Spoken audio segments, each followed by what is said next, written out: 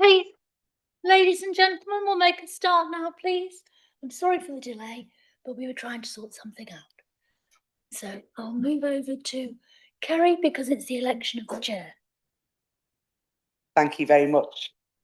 Good afternoon, members. You will see that item 1 on the agenda is appointment of chair, and as written on the agenda at the annual meeting, council determined that a member of the Labour group will chair this committee. So the committee is requested to formally note the duly nominated chair, which is Councillor Teresa Carberry, for the municipal year. Thank you. Councillor Robertson. Point of order, Madam Chair. This committee has one parent governor appointed to it, and Lisa Allen, and the Regulation 4 of the Parent Governor Representatives and Church Representatives Wales Regulations 2001 require that we appoint not less than 2 and not more than 5 to this committee. Have the requirements within Regulation 4 and Regulation 13 being complied with in this case? Thank you, Chair. Yes, Councillor Robertson has raised this before the meeting with us. I think that information we can get to the committee. We have got 2 vacancies currently on our committee for parent governor representatives, and I know that Kinbrook does write out. We haven't had any interest for quite a while now in filling those vacancies, but we can arrange to get that information to the committee in terms of when that was last done, when that exercise was last carried out. Thank you. Councillor Robertson.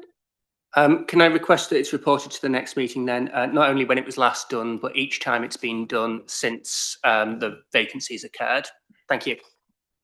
That's possible, thank you. Okay, we'll move on to agenda item 2, which is the election of the vice chair. Do I have a nomination, please? Councillor Liston. Yes, can I nominate Councillor Carolyn Priest, please? Do you have any other nominations? No, sorry, we just need a seconder for that. Sorry. Sorry. Sorry, apologise. It's been so long since we've done meetings.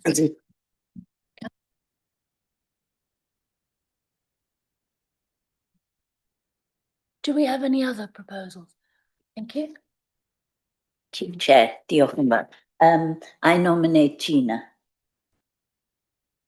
Councillor Madison, thank you, and Councillor McKeown is seconding that. Do we have any other nominations? No. So we'll move to the vote. So we'll vote first for Councillor Madison. No, sorry, we take them in the order that they were proposed. It's alphabetical order. I was going to do it. Never mind. I think I need to start again. Okay, so in favour of Councillor Priest, please raise your hand. Let's check on. Okay, Any against? Any abstentions? Okay, thank you. All right. Those in favour of Councillor Madison, please. Show of hands. 1, 2, 9. 1, 2, 3, 4, 5, 6, 4. Against. Leave your microphone. And abstentions. And abstentions.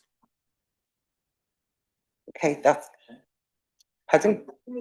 Yeah, it doesn't seem right, does it? Nobody put their hand up for abstentions or, you know, or against. So, Sorry. Having reviewed what we did last year at scrutiny committees, this is exactly what we did. We took the nominations and we took them in the order that they were nominated, and then you could vote. You're asked to vote on each of those nominations in turn. That's what we did. We did it at corporate resources last year. I made sure I reviewed them before the meeting so that we didn't do anything.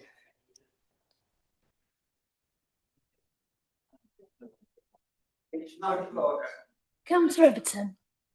The Constitution, which I do not have in front of me, but says that when a position is to be filled, the names are to be put and you vote for the name rather than for or against or abstain on each name. So it's votes for candidate 1, votes for candidate 2, and then whichever. Well, as it happened, that's exactly what you all did.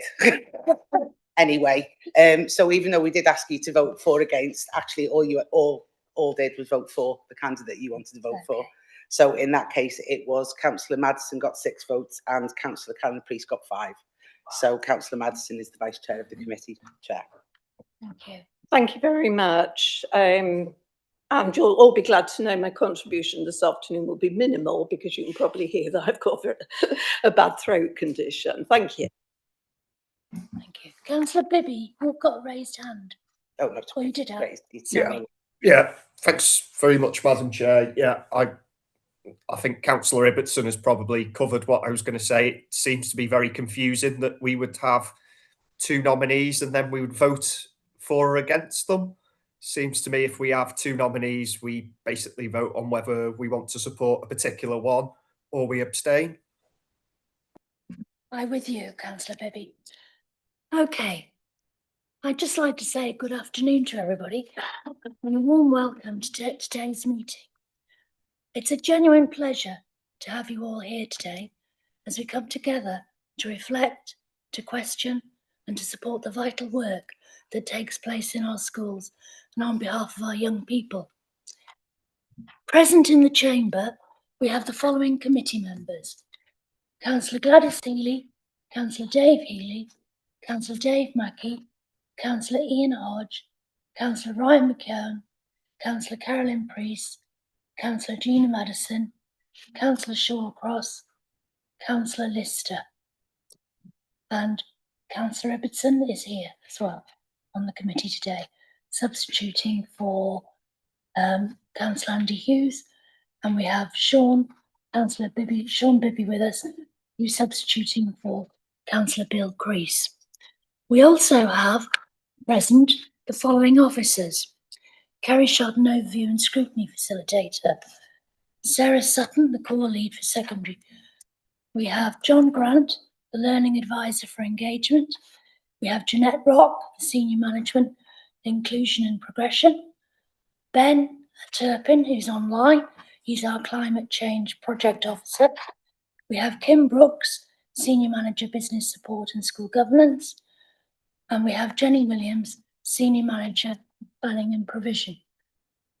We also have Claire Hormod, Chief Officer of Education. We also have various members of the Cabinet today. We have Councillor Marriott Eastwood, Cabinet Member for Education, and we have Councillor Dave Healy, Councillor Richard Jones. We also have with us, observing today, and some people will be taking part, Councillor Helen Brown, Councillor Parkhurst, and Councillor Coggins-Cogan. I hope I haven't missed anybody out. Thank you. So I'll move on to the formal apologies, agenda item 3. Thank you, Chair. We've received apologies from the 3 co-opted members, Wendy White, Lisa Allen and Lynn Bartlett, and we have 2 substitutions. Councillor Alistair Ibbotson is substituting for Councillor Andy Hughes and Councillor Sean Bibby is substituting for Councillor Bill Crease. Thank you. And thank you to those people who are substituting today. Moving on, before I go any further with the agenda, I'd like to read this to you. Before we continue with the agenda, I would just like to propose an amendment to proceedings. Some of you will be aware that the report at item 12 on today's agenda, internal audit reports into notices of motion about school reorganisation, was also considered at Cabinet last week. Following the Cabinet decision relating to this report, a call-in request has been received, with the arrangements for a call-in meeting being made by Democratic Services. Therefore, and after consulting the Democratic Services Manager and considering the advice I have received, I would like to move that item 12 be deferred to the call-in meeting. We as a committee will have the opportunity to consider and debate the report as part of the call-in meeting. Debating it today could potentially prejudice any discussion at the call-in meeting. It is also a duplication and therefore not an effective use of committee or officer time. And I would like a seconder for that, please. Thank you, Councillor McCone. Councillor Ibbotson.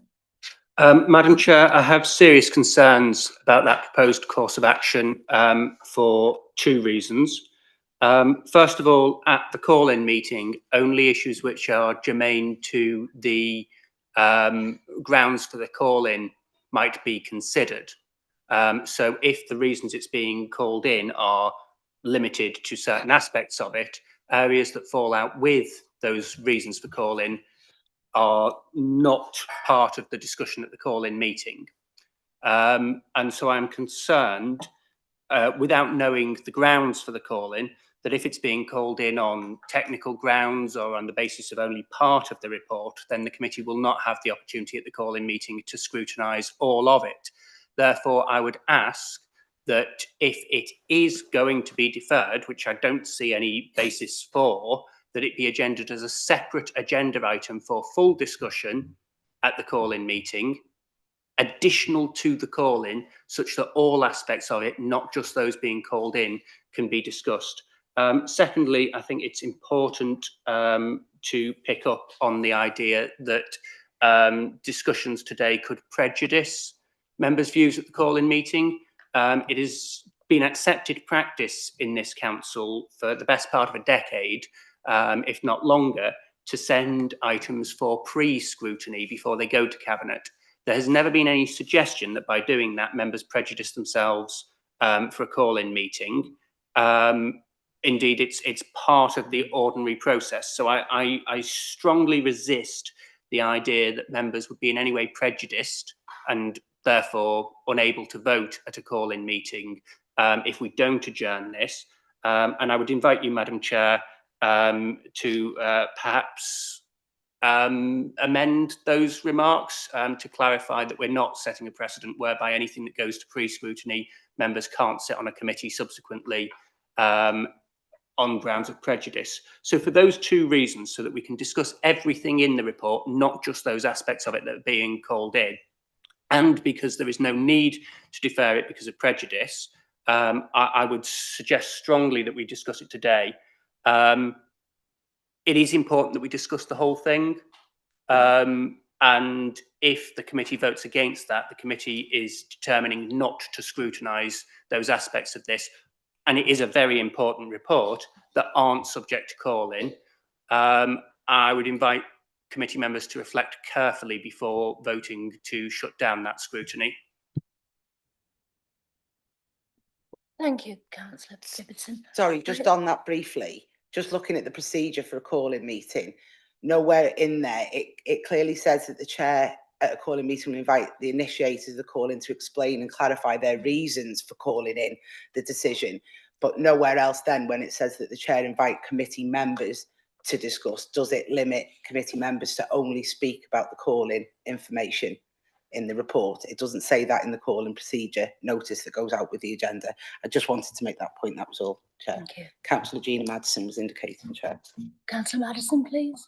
Thank you, Chair. And as I've said before, please excuse my croaky voice. Just a reminder that this is item 12 on the agenda. This building closes at 7 o'clock. And as I have said before, I really think we need to finish this meeting by 6:30 at the latest, as a good trade unionist, in order to give democratic services, caretaking and cleaning staff time to clear up properly. So that's just a reminder that you may not even reach item 12 today. Thank you. Thank you, Councillor Madison. The advice I read out was the advice I'd been given by Democratic Services. I've asked for a seconder, which I have received. So I'm going to move to a vote to defer the agenda item 12.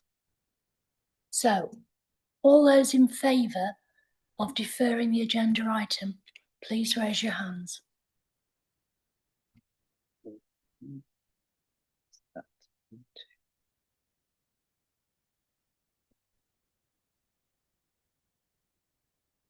Those against?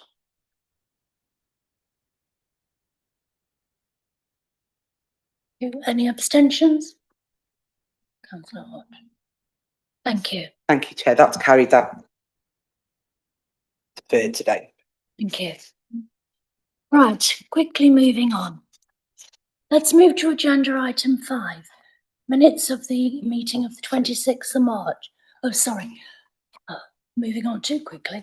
Any declarations of interest? No, nobody's No? indicating, Chair. Thank you. And just a reminder that you can declare an interest at any point during the meeting if you've forgotten to do so previously. So moving on to agenda item 5, minutes of the 26th of March, to be found on pages 5 to 10. We'll take them a page at a time for accuracy. Page 5. Page 6. Councillor Lister. Councillor Lister. Thank you. It's a little bit nitpicky, but the resolution to exclude press and the public, it says in there that that it was excluded for the remainder of the session, but because we took everything out of sequence, we actually went back to the public after that agenda item on leisure and libraries. Thank you for clarifying that. Thank you. Okay, page 7. Page 8. And page 9. Okay. Councillor Bibby. Thank you very much, Madam Chairman. I'd like to formally move the minutes subject to the amendments in relation to the comments made by Councillor Lister. Thank you, Councillor Bibby. Do we have a seconder, please? Councillor Shawcross. All those in favour, please raise your hands. It's unanimous, Chair. Unanimous, thank you. Right. Urgent matters agreed by the Chair. You'll be delighted to know that I don't have any. So we'll move straight on to agenda item 7, which is the forward work programme and action tracking. And that's to be found on pages 11 to 28. And Kerry Shartner, Overview and Scrutiny Facilitator, is going to take us through that. Thank you, Kerry. Thank you very much, Chair. Members will see the forward work programme starting on page 15 of the agenda. Since the approval of the schedule of meetings at the annual council meeting last week, the future meeting dates have now been added to the forward work programme.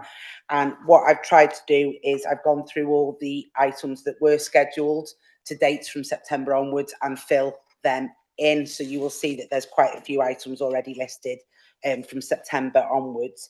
I'm not proposing any changes to those items that are currently listed for our next meeting onwards from the 18th of June. Moving on to Appendix 2 of the report, which is the action tracking document on page 21. You will see that the majority of our actions now showing there are completed. I just wanted to highlight a couple where there isn't any commentary next to them, but they have been completed since the agenda was published. The first one being the request from Councillor Parkhurst on the legal advice on the Catholic school proposals. That hopefully all members have received that. That was emailed to all members of the committee confidentially on Friday. And the request from Councillor Parkhurst on the formula used to calculate the number of learners. Again, hopefully you'll have all received that via email yesterday. So that one's marked as completed now as well. I haven't got anything further to add, Chair. Thank you. Councillor Parkhurst, please.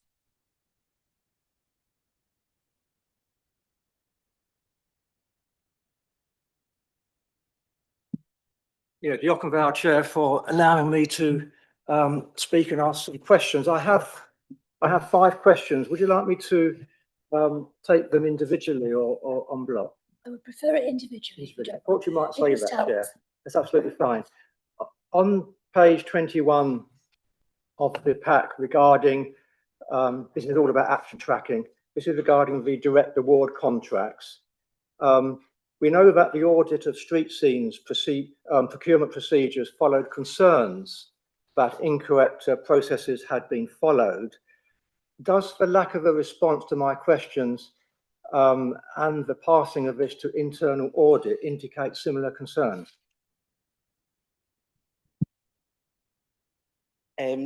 Sorry, no. Would be the initial. It is because I raised your concern with audit following the last meeting and was told by internal audit that they were doing in line with that they would be doing an internal audit review of all direct award contracts, and this would be picked up as part of that. So it's not that there's a specific concern, it's just that they, following the street scene one, they're rolling it out to do it across all, and this will be picked up as part of that. Thank you, Chair. Thank you. Right, thank you, Kerry, for that assurance. On page 24 of the pack, I requested a detailed report on Flint High School to be in a part 2 meeting, to have an update on the matters which were discussed earlier in the year. I understand that there would be a part 2 item probably in July. Perhaps the Chief Officer could confirm that, and also whether that would include St David's High as well. Thank you, Chair. Thank you, Councillor Parkhurst. I'm going to refer to Claire Homard, our Chief Officer. Yes, the Arcadarius. Yes, I can confirm to committee that I will be bringing a part 2 report on our 2 schools who are currently placed in special measures to the July committee. It would be appropriate to bring that at the end of the academic year, when the schools have both had visits from Eston as part of the regular monitoring cycle. Yeah, thank you, Chief Officer. Also on page 24, regarding the legal advice on the Catholic school proposals, as you say, Chair, the legal advice has been circulated now confidentially to all members of this committee, but there has not been an opportunity for this committee to discuss that legal advice.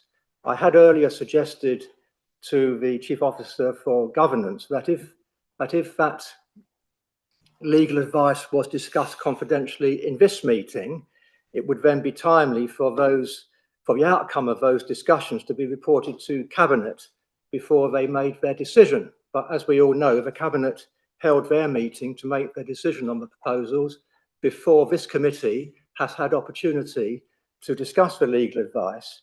We also do not know what the outcome was of the legal officer's own consultation with their legal advisors on that legal advice. So having the legal advice is fine, but what was the barrister, if it was a barrister who produced that advice, what was the outcome of that discussion with the council's senior officers, and why has this committee not had opportunity to discuss that? I think that is an omission, Chair, and should be rectified as soon as possible. So can I ask, please, when that will be so rectified?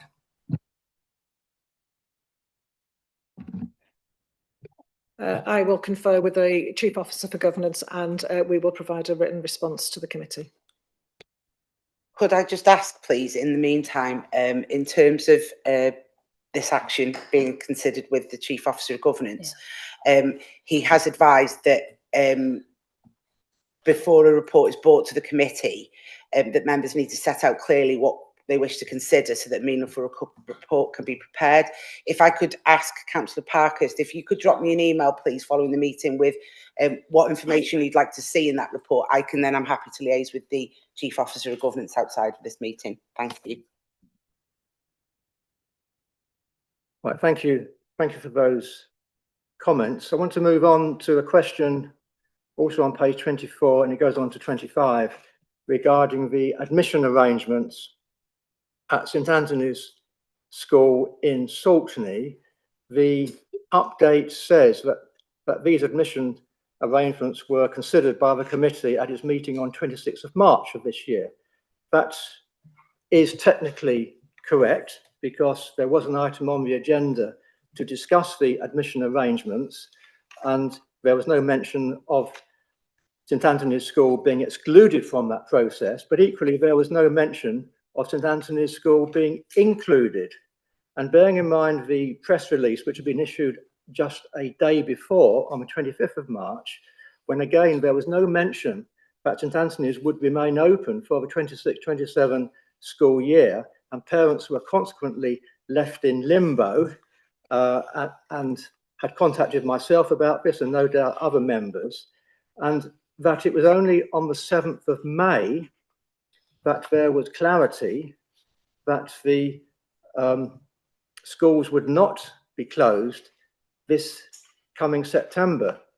So I do feel that the record on page 24 needs to be corrected, that it is bad enough that parents, teachers and pupils were left in limbo, not knowing whether their school would be open or not in September.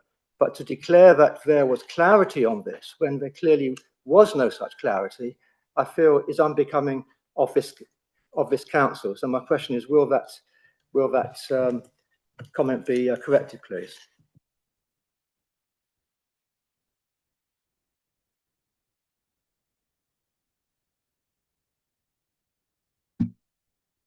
Sorry, you're referring to the comments on page 24, information on admissions arrangement was provided. Yeah, that's not factually incorrect though, that statement there. That's correct in as much as that was, there is a section later on that refers to that specifically, which was an action for Councillor Marriott Eastwood, as you'll see on page 26, and that specifically mentions around a letter to St Anthony's Catholic Primary School. Sorry, I'm not quite sure what it is you want me to change that to, because that, whilst there was a request for a report on admission arrangements, that there was already a report on the agenda around admission arrangements from September. What do you think? Thank you, Kerry, for that comment. The point is that on page 26, it does specifically refer to the information only being confirmed on the 7th of May, whereas on page 24/25, it says that information was provided on the 26th of March. Now, whilst that is, I accept, technically correct, it left parents, teachers, students, all those involved with the school, uncertain what would happen to their school from September. And I received correspondence about this. Even the Chief Officer of the Governance expressed concern that there needed to be clarity for the public. And yet it took until the 7th of May for this to be clarified. And I don't think that is acceptable. And I think this report gives the impression that all was made clear on the 26th of March, when I know and others know that that wasn't the case. And I think that although it is technically correct, I'm not doubting the legal accuracy of the wording, but in terms of the impression that it gives, it says this really wasn't an issue because all was clear on the 26th of March, but it wasn't clear, Chair. It was uncertain, and parents were concerned about it, and they contacted a number of councillors, and I think we should reflect that in this report. Thank you. Thank you. I shall let Democratic Services deal with that, Councillor Parkhurst, but thank you for those observations. They're not going unnoticed. Thank you, Chair, for bearing with me. Just my final question on page 27 regarding the NOIF school meals provision and the idea of having a representative from schools which have either opted out or opted in to this committee in order to tell this committee why they have made those respective decisions. I see there is no progress there, and I wonder what the latest position is. Thank you, Chair. Diolch yn fawr. Yeah. Thank you. I did notice that, and I thought it was a very good suggestion on your part. So thank you for that. But I'll let Kerry answer. Yeah, apologies, I haven't progressed that any further, hence why there isn't an update, but I will be picking that up after the meeting. That it hasn't been completed, so it'll stay on the action sheet, and I will pick that up. Thank you. Thank you. Thank you, Councillor Parkhurst. Councillor Lister, please. Diolch, Chair. Pnawn da pawb. On page 21, fixed term exclusions, it says that a members' briefing session is arranged for Thursday, the 14th of May, 2026, and that action's been completed. I'm not sure if it did go ahead, and if it did, I'm afraid I missed it. I didn't get the invite. Go on. No, sorry, apologies. I meant to pick that up when I was presenting the report. No, initially the date had been arranged for 14th of May, but you'll all know, members, you didn't receive anything on that, so I didn't update my action tracking.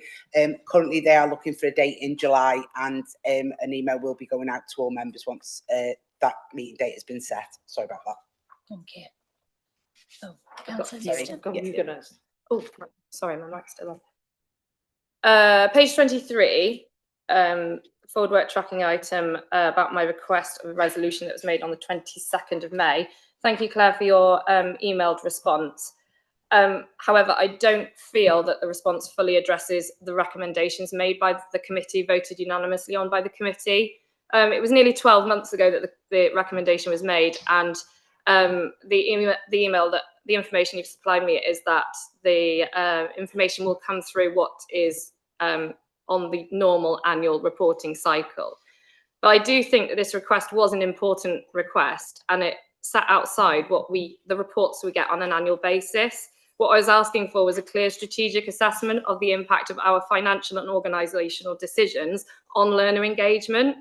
I think my concern was it's fairly widely accepted in education that where curriculum breadth narrows, staffing levels reduce, support staff are lost, and schools become increasingly stretched, that we're more likely to see disengagement. That was the premise of the recommendation made and supported by the committee. And I know they're very complex issues, but it shouldn't stop us examining it with a bit more, of a finer lens on it.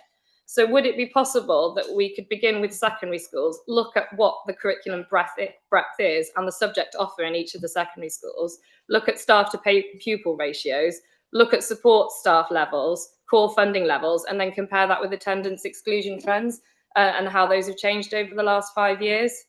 I just feel that as a committee, this kind of data, we need this kind of data to have a clear picture and inform our decisions, our future decisions.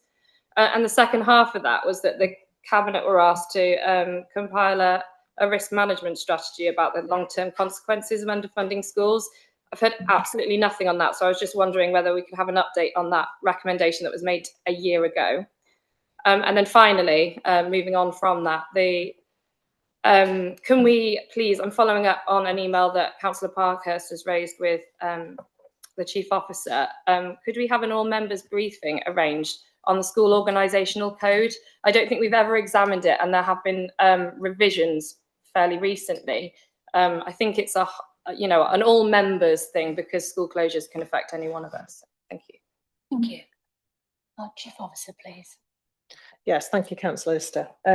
I did respond to Councillor Lister, and I indicated to her that a significant number of the reports coming forward through committee over the next few months actually would all contribute to information, around the assurances that she was seeking. It is a complex issue, and we have a number of reports in train already that will provide a lot of information around the concerns that she quite rightly has. One of the key reports coming forward is our annual report on school balances. And members will recall that over the last few years, we have further refined that report to give members significant information on the reductions, across the workforce, not just about redundancies, around, fixed term contracts, for example, not being, extended, relievers not being replaced, to really give us a sense to members actually of the reality in our schools, obviously because of budgetary constraints in terms of some of the difficult decisions that they have. And that report comes through in September. In the last meeting of the Head Teacher Federations, I raised a broader issue with our representatives on those meetings, actually about the impact on the curriculum. And we are actually about to send our spreadsheet out to schools to gather the information. Obviously, we need to gather information from our schools firsthand. And we are specifically asking them for information about the impact on the curriculum offer. And the head teachers are happy to do that for us. So actually, we have put that that email will be going out hopefully by the end of this week, with the view that we'll have that information back from schools before the end of the academic year, to include it in that early September report, to provide that overview of some of the challenges now around, managing the curriculum offer, because, as you quite rightly say, that has an impact on staff morale and pupil engagement. So we felt that again was the best report to put that additional information in.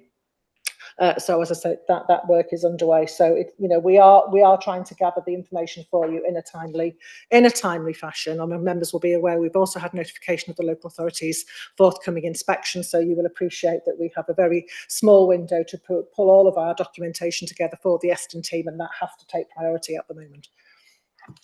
Thank you, Claire. Okay, Councillor Brees. Thank you, Chair. Just a couple of quick ones. We've got on page 17, we've actually got, which will be on the committee on the 17th of July, the holiday hunger. Now, as you know, that's just before the holidays, and I mean virtually that week of the holidays. Is there any way that we can bring that forward? Because if there's any decisions or proposals that need to go forward, it's very late in the day to implement anything for the next summer holidays. If it remains to sit there, it needs to be moved further up the agenda if possible. That's one question. The second question I've got is, we've heard from Councillor Judy Madison that, that we need to be prompt in our meetings, etc., because of the cleaners, etc. We start at 2 o'clock. I think I said it at the last meeting where I wasn't very well online, that where we have large agenda items, where we feel that the item needs to be debated to quite an extent, we should limit the number of agenda items on that meeting. Where we've got, like on the next one on June, we've got 5 agenda items on there.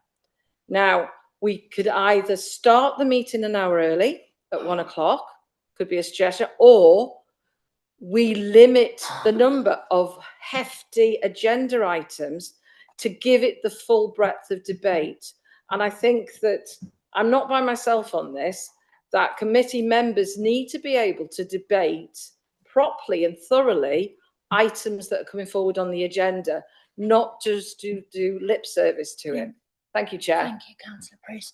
I think I'll take that away and discuss it with the Vice Chair and Democratic Services, because we do need to have good and thorough discussions, and give everything its fair chance.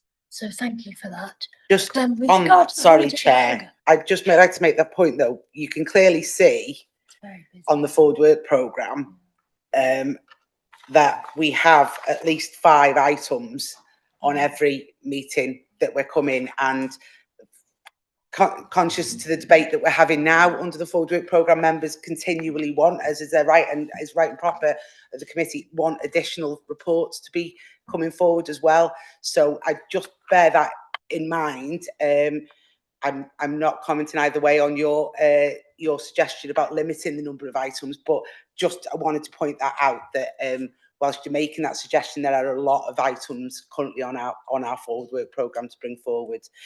Just quickly on the holiday hunger as well, Councillor Peace, you have previously made this request, and I did take it away to the officer, and was told that no, it couldn't be brought forward. It was the date that the officer was asked to bring the report to the committee. So we were asked to put it on for July.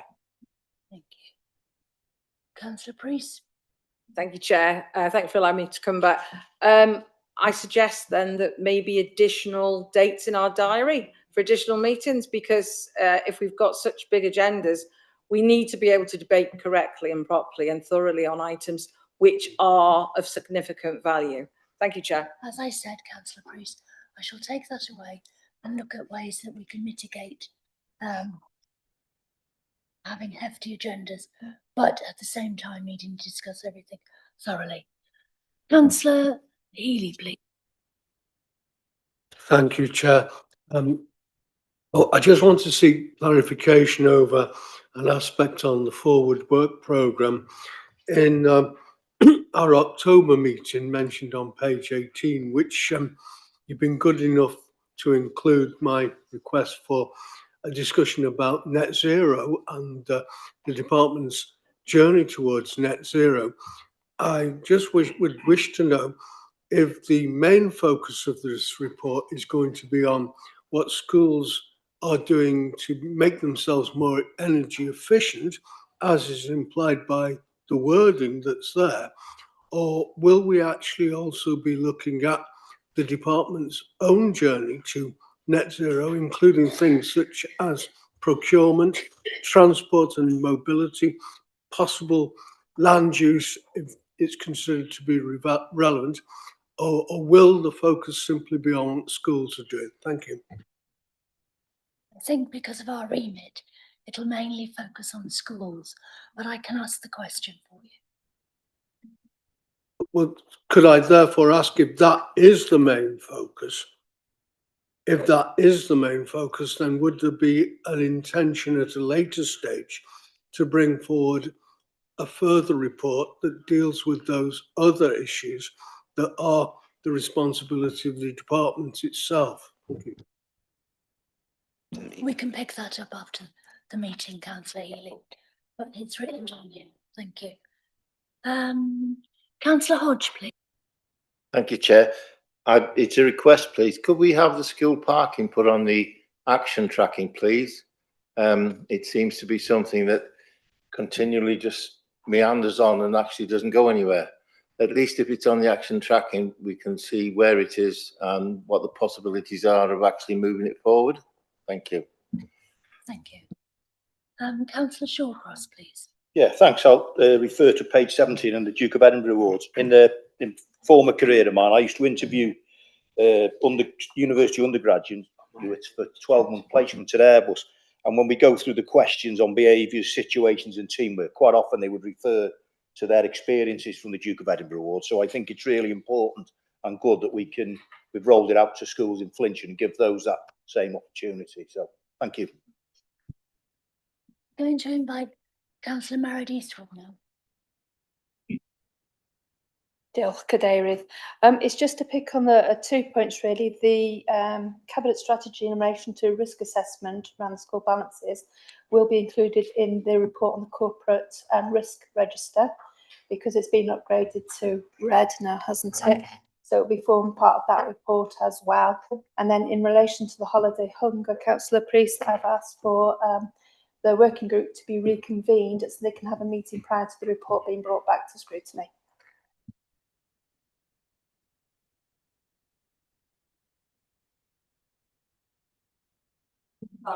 Okay. Councillor Richard Jones, please. Yeah, just to bring to the committee's attention that the schedule of meetings was discussed at full council on the 12th of May, and perhaps that was the forum to make the suggestions, and I'm wondering whether Councillor Priest was aware of that. Thank you. Councillor Mackie, please. Thank you, Chair.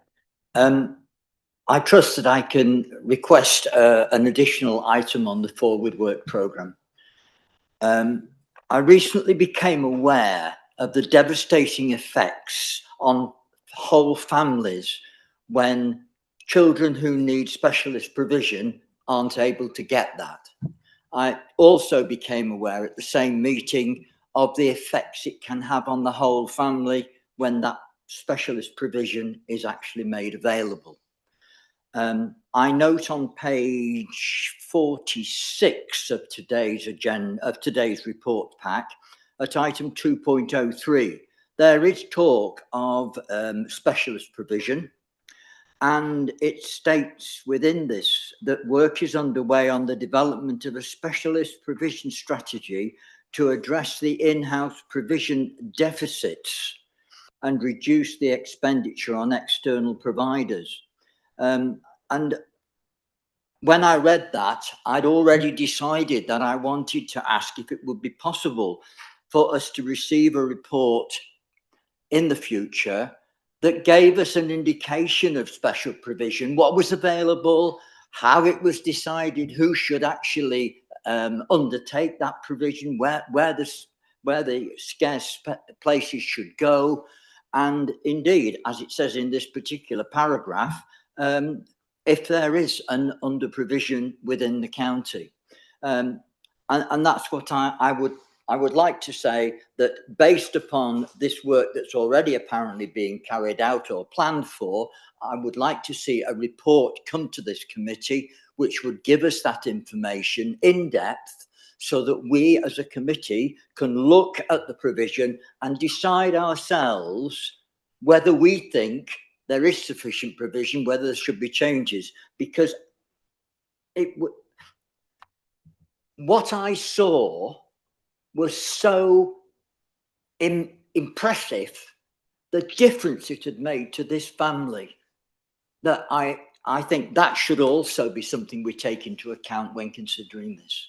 The wider implications, not just the implications for the child. Thank you, Chair. Thank you, Councillor Mackie. Claire, sorry, Jeanette.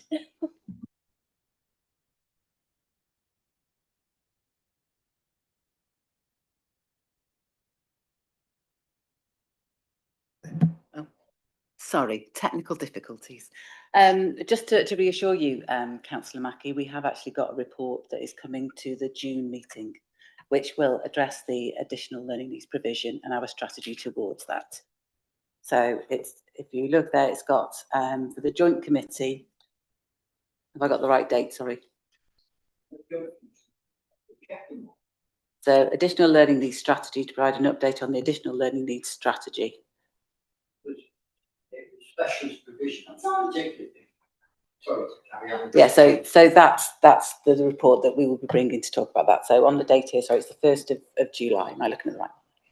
On the forward work plan. Okay, thank you.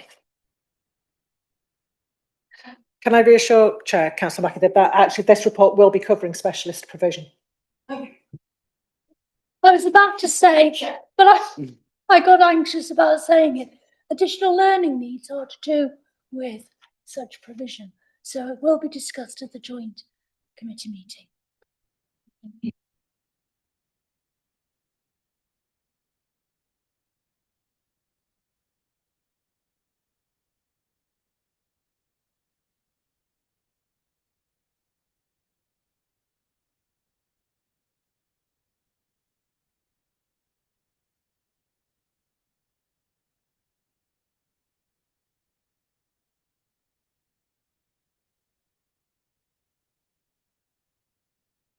Sorry. Probably just as well. Moving on now to agenda item 8, Learner Outcomes 2025 Examination Series for Key Stage 4 and Key Stage 5. It's to be found on pages 29 to 38 of the pack, and we've got Claire, who's going to talk to us about it, and also Sarah Sutton, who's the core lead for secondary. So thank you both. Diolch Cadeirydd. Yes, I'm delighted to introduce you to Sarah Sutton. I think some of you know Sarah already. Sarah is our core lead for secondary school improvement here within the education and youth portfolio. I'm going to pick up just some headlines from the report so that we can give members the opportunity to obviously ask questions, and Sarah will support with those responses as well. So I know members will have read the report, but I think there are a few key things that we should just remind, particularly obviously as we will have members of the public watching as well. So as it says in the executive summary, this report is providing an overview of the local authorities' Key Stage 4 performance indicator outcomes for the examination series 24-25, and also consistent performance measures for post-16 as well.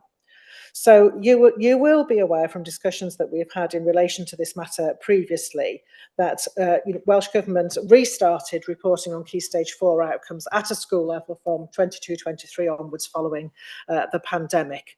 And the headline measure is based, as it says there on page 29, on those average point scores for Cat 9 literacy, numeracy, science and the Welsh Baccalaureate. As you would expect me to say, it is the ambition of the portfolio that all schools secure high outcomes for their learners. That is a given. And in order to do that, the School Improvement Service works extremely closely with all of its schools, making sure that every school has a bespoke support plan, which helps them to focus on their own improvement priorities. And obviously it underpins our work as well as a portfolio against our previous recommendation from the 2019 inspection of local authority services to raise standards at Key Stage 4. And I know some members find this very frustrating, but again, it is important to remind members that we are working within a particular national context at the current time around the use and reporting of data. And sections 101 to 106 of your report just remind members of that. So I just wanted to, bring that to your attention now. We have been waiting for some time for Welsh Government to replace the current interim Key Stage 4 measures with a new approach that is coherent and consistent across Wales, because at the moment we have different approaches being taken in different areas, and that really doesn't help anybody. So with the advent of the new government in Cardiff, I can assure members that one of our early engagement pieces with the new Education Minister through the Directors of Education in Wales is to remind her that this is a really pressing item, and we think something that would really support everybody working in the system. And I think what we need to say, and it's sort of in 103 of the report, is that external qualification data can't be understood or analysed in isolation. I can see Councillor Mackie smiling at me. Qualitative and summative assessment data should not be used for accountability purposes in isolation. It is not evidence of learner progression or improvement over time. It is a snapshot at a particular point in time, and it does need to be considered, as the report says there, alongside a wider range of evidence. The purpose, obviously, of the data is for schools to consider their performance, to identify areas for improvement, to celebrate their successes, and also for us here in the service as well to then help tailor the support that we give our schools in order to make those improvements. And again, we have to recognise that, individual schools make individual decisions about the qualifications that their learners will access. And that will very much depend on the views of those learners, what is agreed to be in the best interest of those learners, their prior learning and their future pathways and aspirations. And again, we know that obviously because of the COVID pandemic and the subsequent changes around modifications to the assessment process, there has been, for a number of years, flexibility around the grading mechanisms around examinations. So as it references in 1.06 of the report, 2025 results actually were the first examination series for a considerable number of years where there were no mitigations in place for learners. So it goes back to this issue of that you can't make active comparisons from year to year, because every year post-pandemic it was different. We go back to that conversations about apples and pears. Section 107 of the report onwards, and I'm going to be pleased to, I'm not going to read them out to you, obviously provides you a breakdown of those interim performance indicators across the CAP 9, Welsh Bac, Literacy, Numeracy and Science, and you will see that there is some analysis there for you. Similarly, an overview of national outcomes at post-16, including A-level. When we're working with our schools and we are reviewing their outcomes with them, obviously that is helping inform our work as a portfolio. And as you can see at the end of the report, that information contributes to our own self-evaluation processes as a portfolio. And you can see there that we have a number of priorities moving forward. Obviously continuing to support our 2 schools who are in statutory categories, but making sure that we are ensuring all of our learners are achieving their potential, particularly for those from low-income families, and also to stretch our most able learners as well at Key Stage 4 and Key Stage 5. And our delivery mechanism for that is obviously through the bespoke secondary school support plans that we have for every school, and the work that is undertaken by our school improvement advisors working very closely with all schools across Flintshire. So I think that's probably enough of an introduction from me, Chair, and Sarah and I would be more than happy to take questions from members. Diolch yn fawr. Diolch, Chair. I've got two parts. Is it all right if I do them separately? Yeah, so the first bit, I was focusing on the CAP 9. Thank you for the report, by the way, because I am certainly one of those that would like to see the data. So yes, CAP 9. I really like the CAP 9 measure. I think it's a really useful indicator. I like it because it not only gives us a feel for the attainment of students, but also the breadth of curriculum that's on offer. There's a bit of a theme. And as I understand it, the measure takes each learner's best 9 GCSE results, turns them into a nominal score, totals them together. So, for example, a learner achieving 5 A stars would achieve 522 points, and then it kind of comes down from there. What I particularly value about this measure is that it reflects whether an education system is generally catering for different talents, interests, and pathways. Because maybe a pupil who's more engineering minded might thrive in design and technology, computer science, and the engineering based subjects, whereas another pupil might thrive through music, drama, languages, and so on. And others might succeed through other pathways. So yeah, and obviously if those subjects aren't on offer, then those children might not achieve as well across the board. So if curriculum breadth narrows and schools are forced to reduce subject options, pupils can end up being funneled into smaller, more mainstream subjects that might not suit their strengths and aspirations. And if that happens, the attainment will suffer and the CAP 9 score might reduce. So that's why I like CAP 9. We know one of the biggest drivers to attainment is whether children are inspired and engaged with their learning. And when that engagement and confidence exists, those skills can be then transferable across the curriculum. So thrive in one area, and then the outcomes improve for children across the whole curriculum. And that's why I think that protecting this curriculum breadth it matters so much. So sticking with the CAP 9 measure, I was interested to read in the report that Flinch's score was slightly lower, below both its modelled outcome and the Wales average. I was also interested in how schools compare against their family of schools, and families are groups of schools across the whole of Wales that are compared based on similar social economic contexts. In paragraph 1.04, sorry, the report talks rightly about the importance of considering data within the context of each school. I know that as a teacher, we always compared our data to our family of schools, not just the Wales average, not just the Flintshire average. So given that, I was quite surprised that the family comparisons were not included in this report. I did collate some of that information from my local school, and I noticed that 7 of the 11 Flintshire secondary schools perform below their average CAP 9 score for their family group. And I also noticed that 8 of the 11 secondary schools perform below their family average in both literacy and numeracy. And I know the margins are quite small, but I think it's important that we reflect honestly about why that is.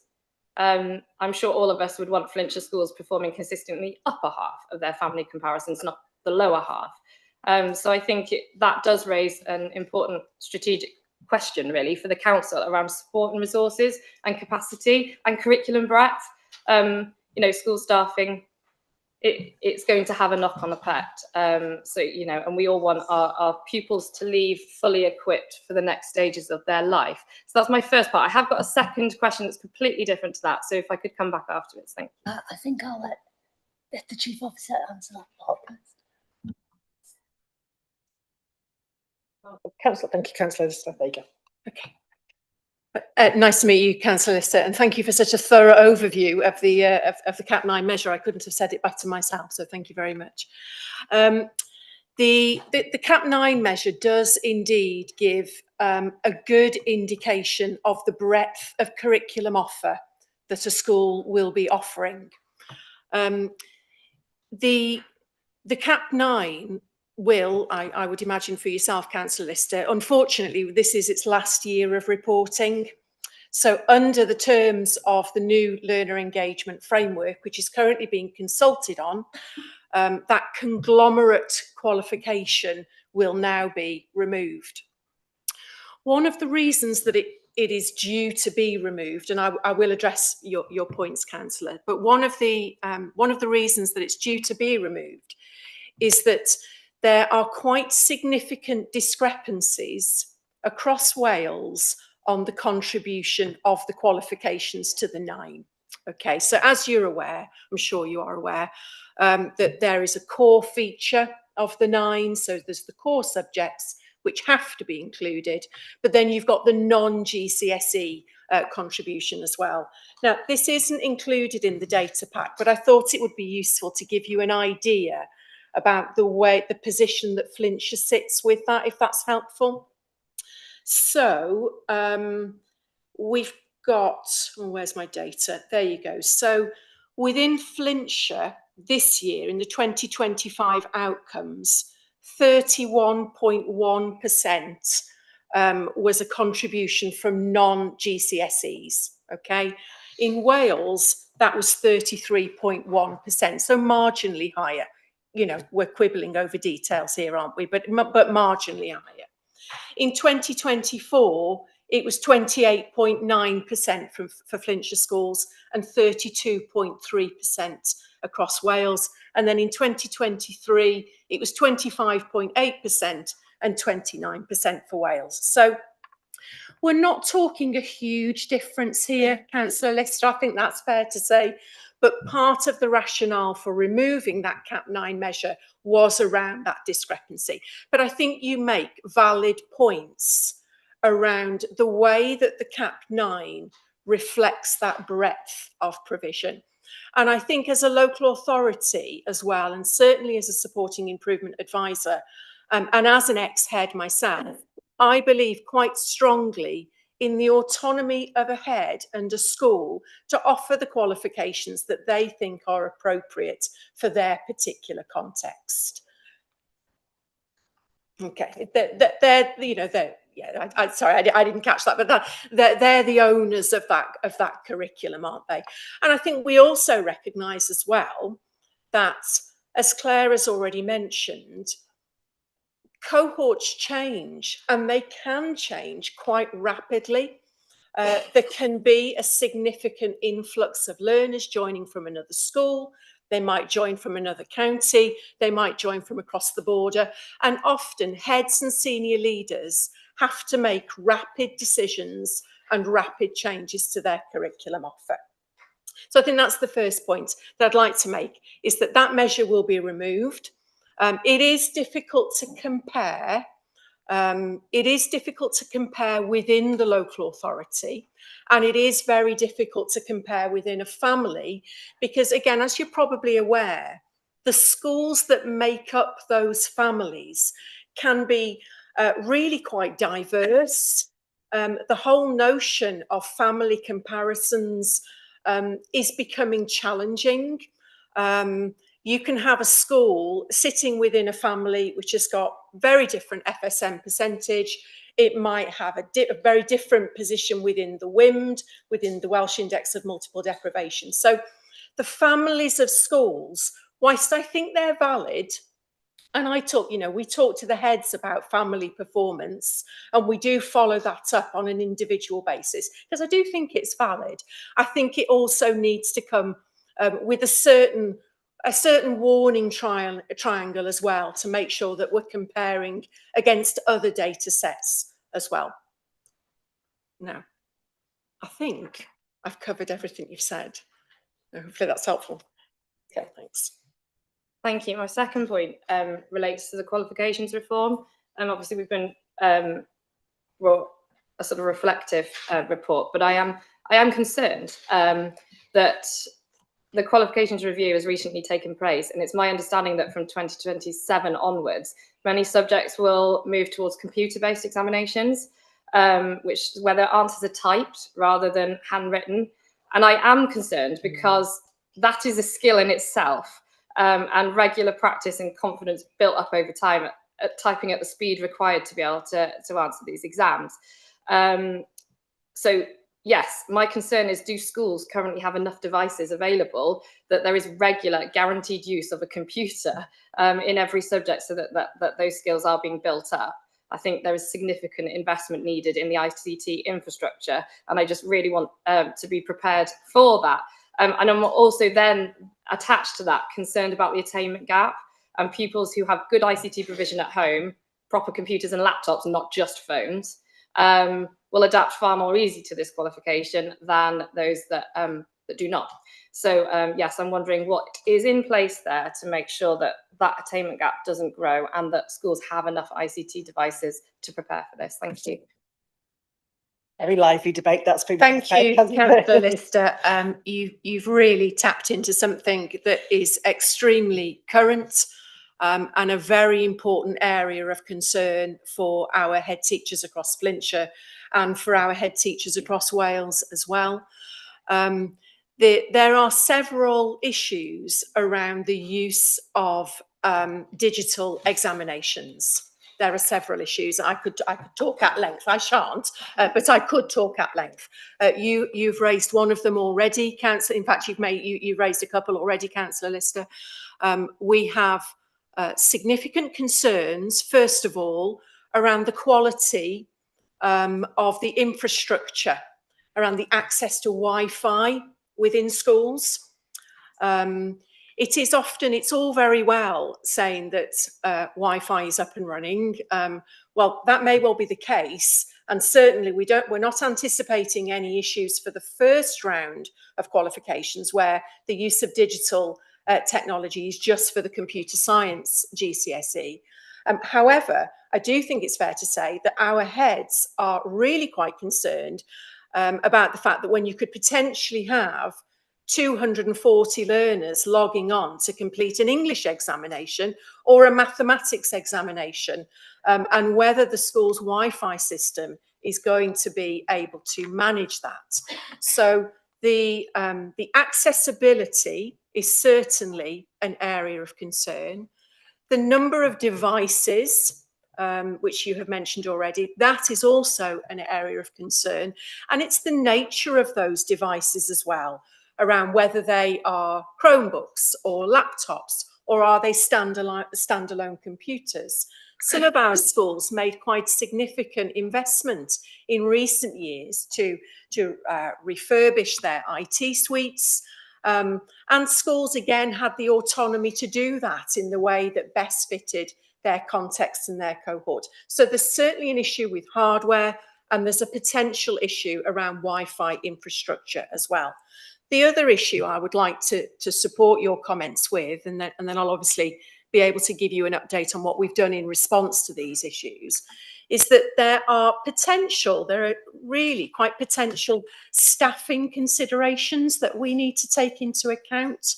The numbers of staff now that are required to invigilate those digital examinations is different with these new arrangements.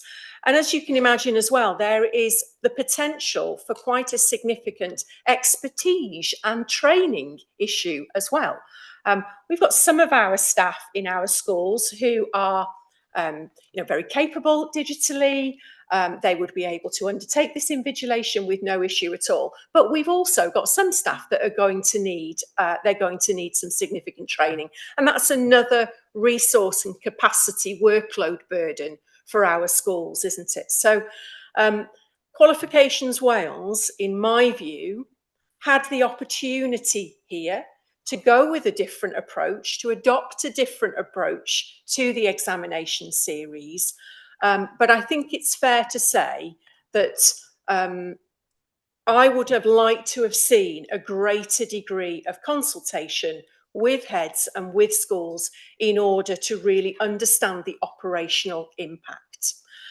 Now, the second thing I will say, having been in support of your points there, Councillor Lister, is that we have communicated these messages incredibly robustly. We have had, Claire used the word lively, we have had a number of very lively discussions and debates with our head teachers who've really raised many of those points. I'm extremely empathetic. I know, Claire, it's been raised at your level as well, hasn't it? And it's been raised with trade unions as well.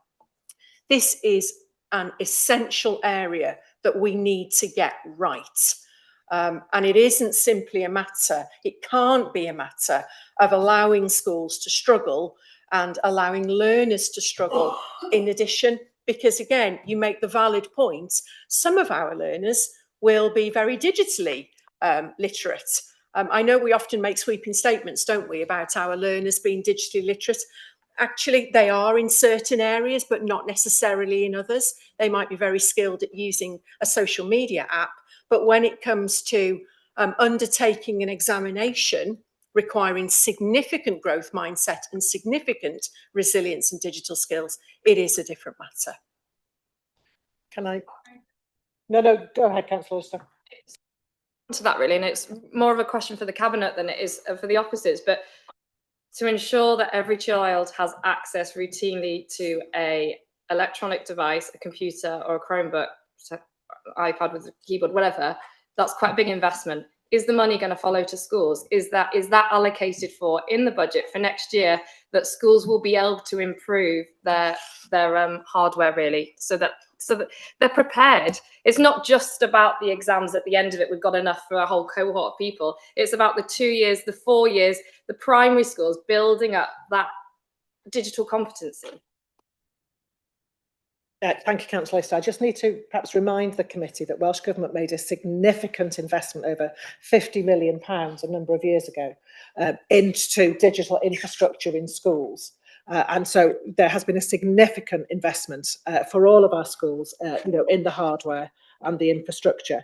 And as part of that commitment, as a council, we had to sign, I won't say in blood, it was almost felt as if it was in blood. We had to sign to say that we had the commitment of our schools that during that 5-year period when the waves of funding were coming through from Welsh Government, schools were setting aside funding every year to build up that pot again, so that when those devices started to come to the end of their life, as they are now, they have their funds available. So they do have their funds available. You will recall that when we report the school balances, we have 2 columns, don't we? The school's overall balance, but then the balance actually when we take out their sort of digital support fund, because they were required to set that funding aside. So the schools are now in the process of actually starting to spend that funding. So Gavin O'Loughlin, our digital advisor, is working very closely with our schools. They have access now to the catalogue to be able to purchase items now. So schools are maintaining overviews of their equipment, what needs replacing. Obviously, they get updated advice from our IT team in terms of security upgrades, because often some equipment becomes obsolete, doesn't it, because the security upgrades are not available. So I want to reassure you that ongoing work to maintain the digital hardware in schools, it continues, as I say, because schools are now, for the first time, able to access those funding pots that they've accrued over the last 5 years. However, it is going to be challenging, and nobody underestimates that moving forward, obviously, with the continuing decline in the resilience in school balances, but once that funding has been used, where is the funding going to be, obviously, to maintain that, because everything now is becoming obviously so digitally based. So that's an ongoing discussion that we continue to have. But again, schools know that it is an integral part of the curriculum, and they need to continue as best they can to make provision for that.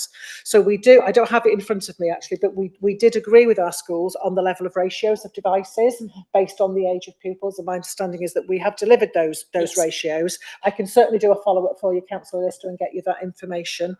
As I say, and Gavin O'Loughlin, as our digital advisor, is spending a huge amount of his time working alongside schools. But you're absolutely right to express concerns about the additional pressures that this mode of examination is placing on our schools. That the Federation were very clear with me that they wanted to address this issue at the highest level. They've engaged directly with colleagues from WJEC and Qualifications Wales who have made this determination. And not so long back, they actually did issue a letter to Welsh Government, to the Chief Inspector at Estin, and a number of other, significant bodies with my approval. And they did seek my approval, for which I was grateful, because we always work speaking with one voice, because it is a legitimate issue. And it is really important, as you say, that those learners who may be already disadvantaged because of their family economic circumstances are then not doubly disadvantaged because of the move towards, that digital provision. So it's something we are very live to, Councillor Lister, and working very closely with our schools to try and mitigate as best we can. Does that help?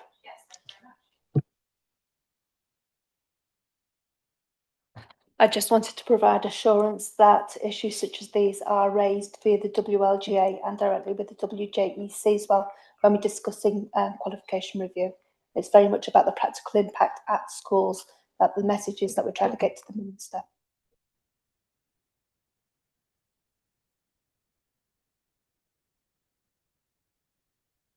Thank you very much, Chair. Thank you. I'd like to start off by briefly referring, thank you, Sarah. Totally agree with what you've said. That is exactly what I hear. And in relation to replacing the equipment, of course, it'll never end. Which I think is also what you were saying. So in other words, this was a great scheme by the Welsh Government, but it's meant that schools will constantly have to have that funding being built up out of their annual balance. Thank you. Please, I would love to tell you a bit of history. I can remember when data was king. Data was everything. We even had school days totally devoted to going through data packs, which came in great hunks. I'm sure most of you remember. I was very, very lucky because I had a brilliant teacher to go through data with me. And I don't know if she remembers, but it was our chief officer. This was quite a long time ago. It was when we were in County Hall. I remember coming to your office and I remember you going through it with me. Thank you very much. You taught me a great deal. Unfortunately, there is an issue with this idea of families. And for those who don't know, you were in one quartile. Every school was in a quartile within a family. There was the green good, there was the yellow up to halfway, there was the amber in the lower half, and there was red bottom. And that meant that every school, that a quarter of all schools were red, even though they might be better than most other schools in the country. But because they were broken up into these small groups, they were red in their group, but that didn't indicate how they were in the whole country. So like all data schemes, it wasn't good. I think that to do its work, this committee needs data. But what that data is I think it needs data so that it can compare with previous years and so that it can compare with other counties. And what it needs to be able to do is to look at on a short-term and a long-term basis to see how our results are comparing with how we've done in the past and how other other counties are doing. I don't think we need school data. I think that is for the department to work with schools and to work in order to improve the overall results that the county is getting. And I think that is the job of this committee, to be able to do that. And the only way we are going to know whether or not our schools are improving or not improving, whether or not we have a good place within the country, is by having some sort of data. And I'm sure you all saw me go like that when it was set, when Sarah, I think it was said, this is ending. Because that means we can't compare. And if we can't compare, we can guess. But we need to be able to have something that we can look at that will show us how we are progressing And I think that's so important. What should that data be? In the past, it's always been the GCSE results. Now, I know, and you know, that there's lots of things that affect young people. And the report talks here about going and having a look at my local school to get an overall view of the school. But if a young person goes for a job, the employer isn't going to look at the GCSEs that person presents and then go and have a look at my local school to see what all the other implications. And also, anyway, if it's a number of years since that young person got those GCSEs, what my local school is showing today refers to a different time completely. So I can't see that. Perhaps I should, but I can't. So to me, GCSE results are the qualification that all our young people take forward. So to me, that is what we should be using as our guide on a county basis, not going down below that. I think that is what this committee should be using in order to see how we're progressing, hopefully improving. Can I just stop you there? That may not agree with what the Welsh Government is saying. Yeah. I'm sorry about that, but I often speak. Sorry, if you don't mind, I was only going to say that you've actually brought this subject up before, and I just wondered if the Chief Officer wanted to say anything else, because, you know, we've been told the reasons why we cannot compare results. So I know what you're saying, Councillor Mackie, and I know your love of data, but unfortunately there are mitigating circumstances beyond our control as to why things have to be presented the way that they are. Yeah, Sarah come in as well. I absolutely appreciate Councillor Mackie's frustration, and actually for directors of education, there have been frustrations too. But at the end of the day, we have to work within the recommendations and the guidance that we are given by Welsh Government. However, what we do know, and Sarah will give you a little bit more detail in it, is, you know, Welsh Government, I believe, have listened to our concerns, you know, over the last few years. You know, we haven't had consistent data sets, have we, year on year since the pandemic? So it's made that year on year comparison impossible. But you know, we are beyond the pandemic now, but we've got to have a consistent approach. You know, for everybody in the system, whether it's local authorities, whether it's, you know, scrutiny members, whether it's Estin, what we do not have at the moment is that clear common playing field, as it were, where everybody is able to gather and analyse and evaluate that consistent data set. So that, you know, Welsh Government have committed to do that. It's taken them a bit longer, I think, than we would like. But Sarah, I know you've been sort of tracking this. Do you want to give the committee perhaps a bit of an update? Yes, so local authorities and schools were invited to participate in something called, rather cryptically, a national discovery activity. A company was commissioned by the Welsh Government to undertake a phase of engagement around data collection, around reporting, and around really trying to get under the skin of what those performance measures might look like. We had a really useful discussion, and the feedback that I provided was, how do we strike the balance between helpful data and healthy data? How do we use data? How do we use information in a positive and constructive way, but that also gives us important information about school standards as well? And it's how we take the GCSE outcomes, and I'm certainly not claiming I've got the answer here, but it's how we take the dilemma, is how we take GCSE outcomes, which are unequivocally the passport into employment, are they not? They are the passport into employment. They are also in many cases, not all, but in many cases, the culmination of 5 years of secondary education and the primary education as well. And we simply can't divorce the two, can we? You know, one does feed into the other. So, you know, the GCSE outcomes are always going to be relevant and important. And I know that Qualifications Wales themselves are certainly, you know, committed to maintaining that brand, I think is the phrase that's used.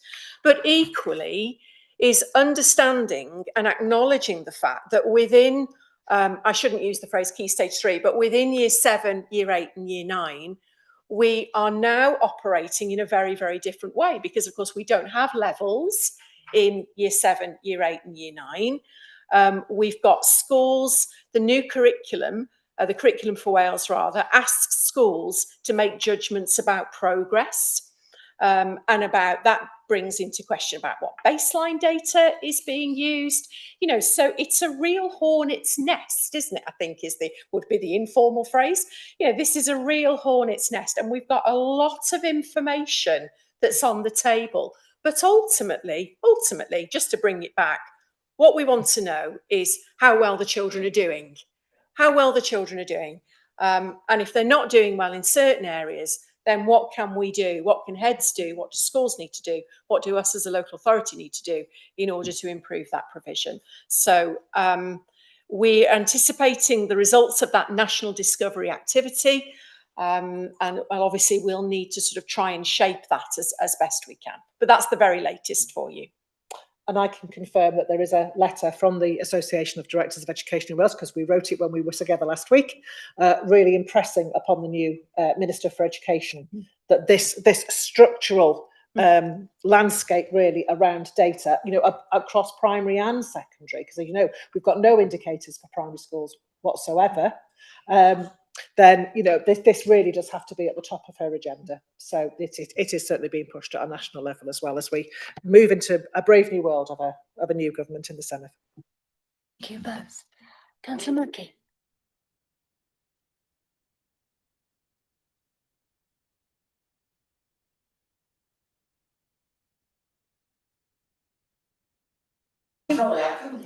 Sorry, I thought you could. Sorry.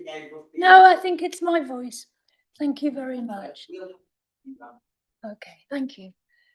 Councillor Priest, please. Thank you, Chair. And thank you for the very interesting debate that's been going on today. I just want to go back to the changes that are going to be happening with IT. I was in a similar position in work-based learning many years ago, where the apprenticeships were changed to digital, and also all the examinations went digital.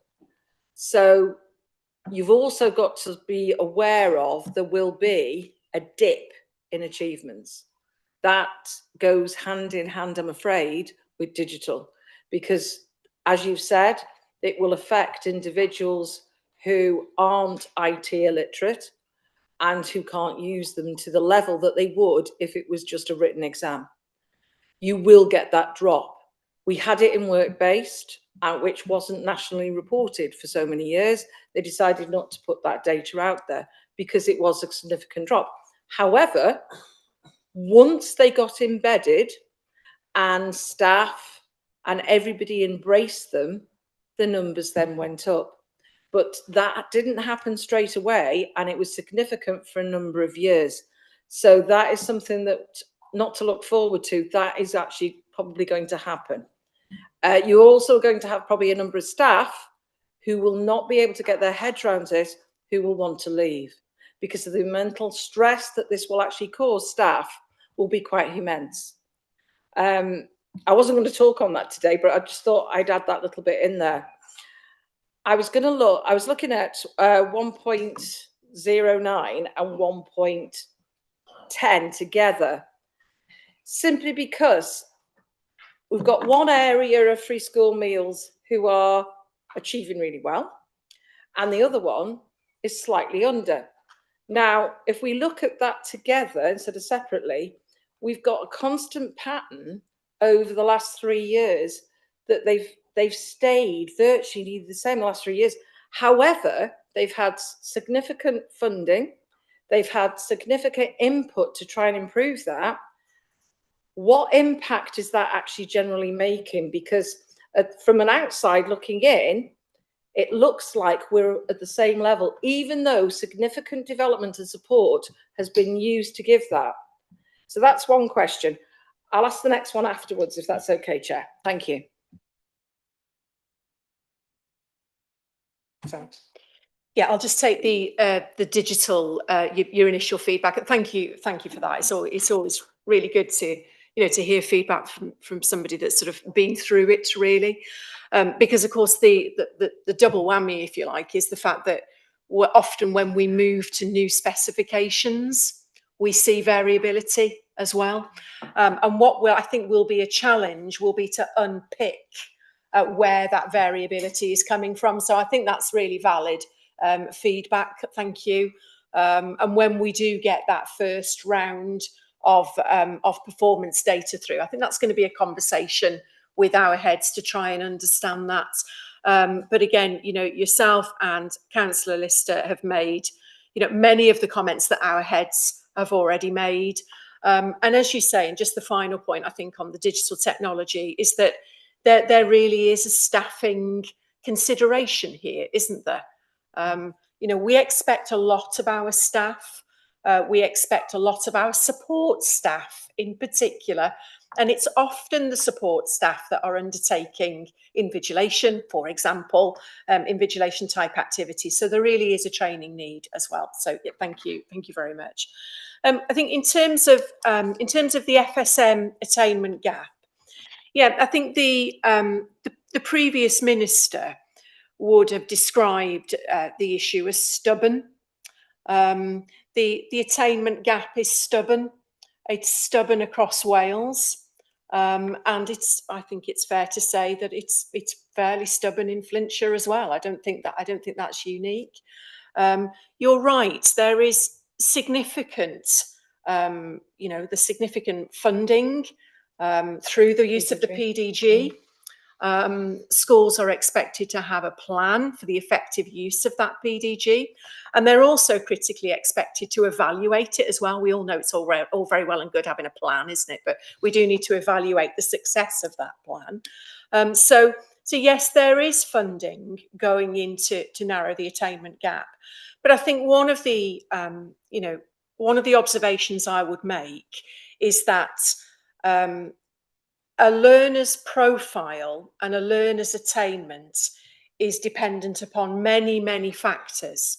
There's significant evidence, as you know, around deprivation, around poverty, around historical levels of community deprivation as well. There's very robust evidence that the WIMD data provides us as well. And there's also significant evidence around the birth date in the academic calendar.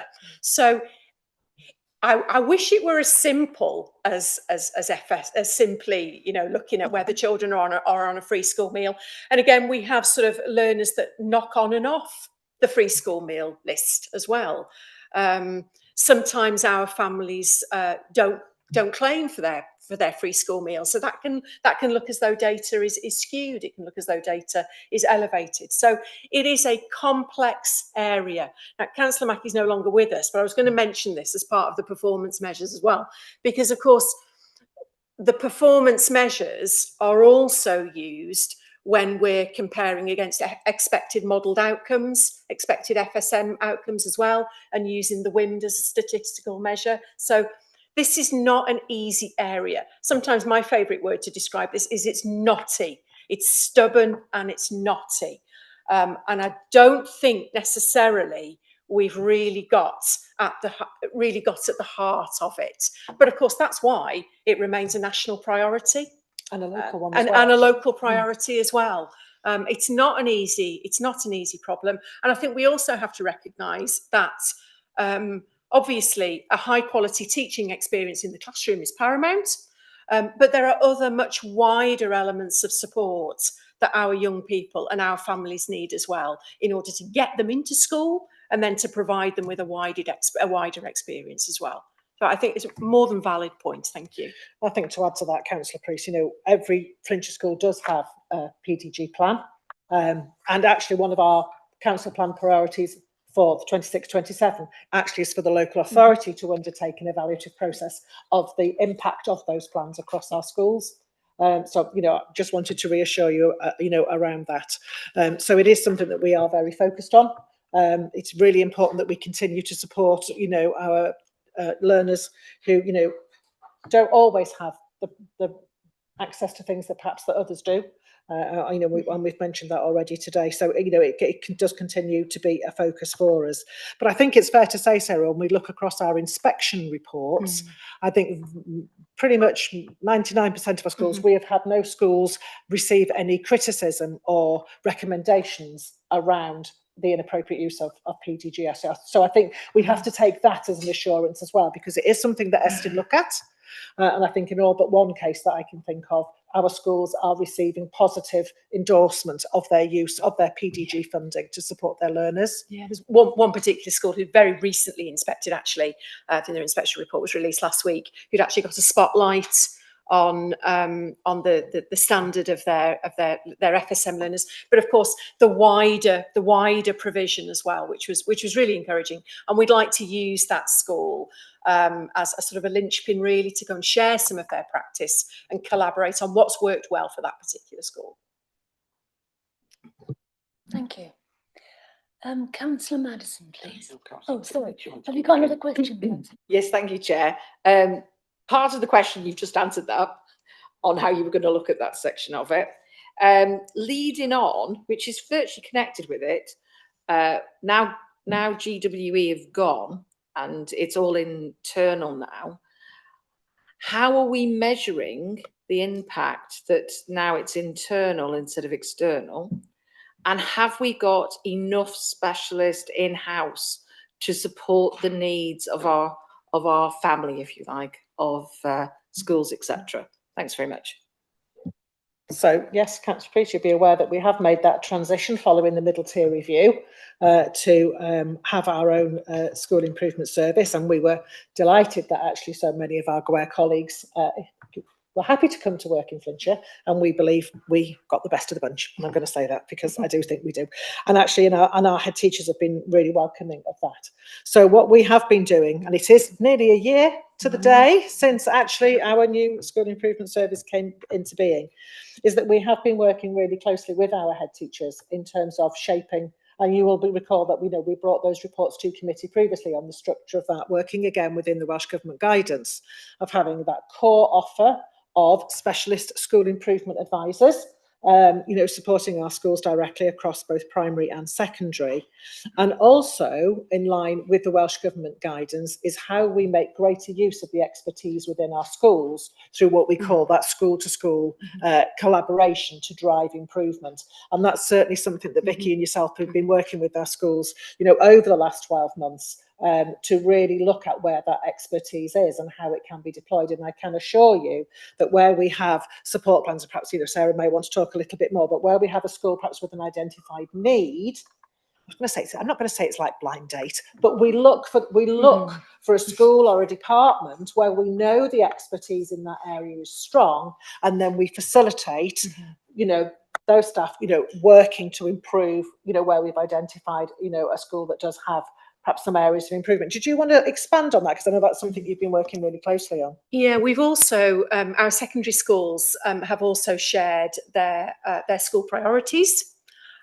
We are aiming, really, I think some of the underpinning values of the school-to-school collaboration system is around openness and transparency, constructive dialogue, schools working together.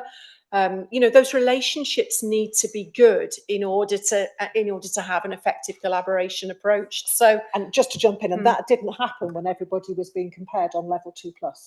If you recall, that was the reason why the minister at the time decided that actually the use of data in that way was actually not being constructive. It was pitting school against school, rather than actually encouraging active collaboration. So yeah, so we've really focused on impactful use of school priorities, and really, Claire's given just a reminder on what the school improvement system looks like in Flintshire, but it's school support for it's school improvement for Flintshire schools, so it's context specific, and it means that we can tailor support to what individual schools need, but we can also tailor support to what the local authority as a whole needs, but also being very mindful that we don't want to keep it as a small fishbowl. And that's certainly something, that's a bit of an unfortunate phrase, but I think what I mean by that is that we still have to retain that externality. We still need to make sure that we engage with the latest evidence research, that we engage with dialogue with other local authorities, that we look at what's coming out from the National Professional Learning Model as well. So it's context specific, but it's looking outwards as well. And the focus, very much picking up on your sort of question about impact there, the focus is very much on how do we know that what we're doing is working?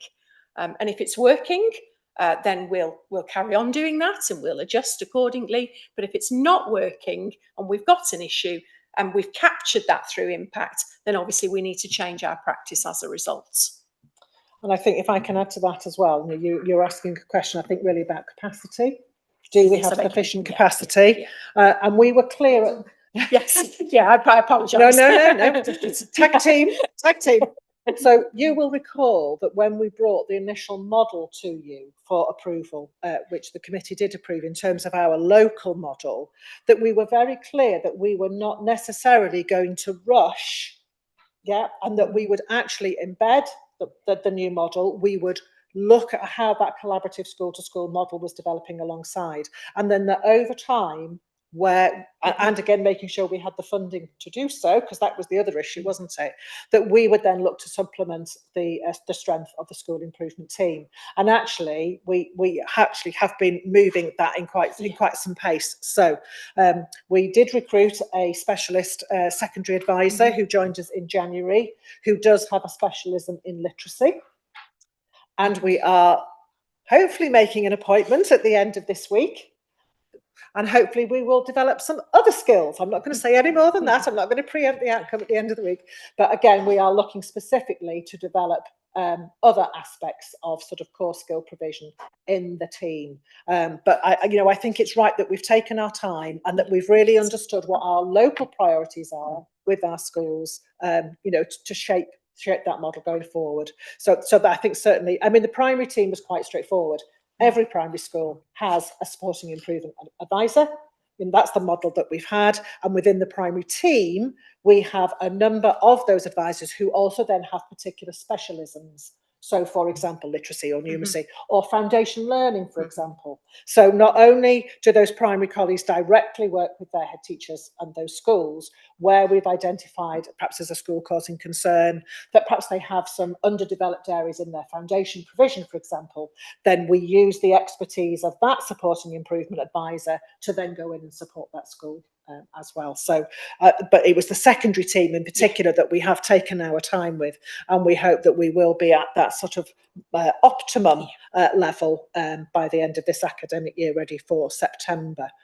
And again, as Sarah says, the fact that schools we've got that far more collaborative culture now. Head teachers work in groups, in triads and alliances. They work within Flintshire groups, but actually they work with schools in other local authorities as well. We've got what we call the A55 Alliance, for example. And again, that's really important, as you say, that we're not only looking at the best practice locally, but we're actually looking at good practice further afield.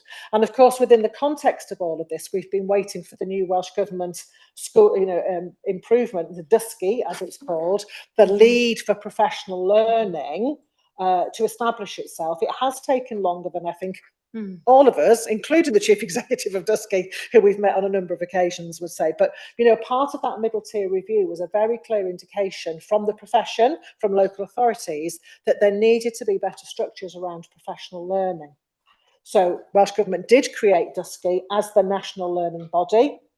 And of course, if then, well, what are they responsible for? What are going to be those national core priorities, as you would expect? literacy, numeracy, and particularly the leadership and management continuum. And then what is it we would be developing locally then in response to local need? But the DESCI has taken a long time to become established and is only now really starting to indicate what its delivery. So with that, it's been quite a challenging 12 months because they had the funding for that element out of our grant. So all the local authority education grants were top sliced to help support that national body. So they've had the money, but we've not had anything back yet.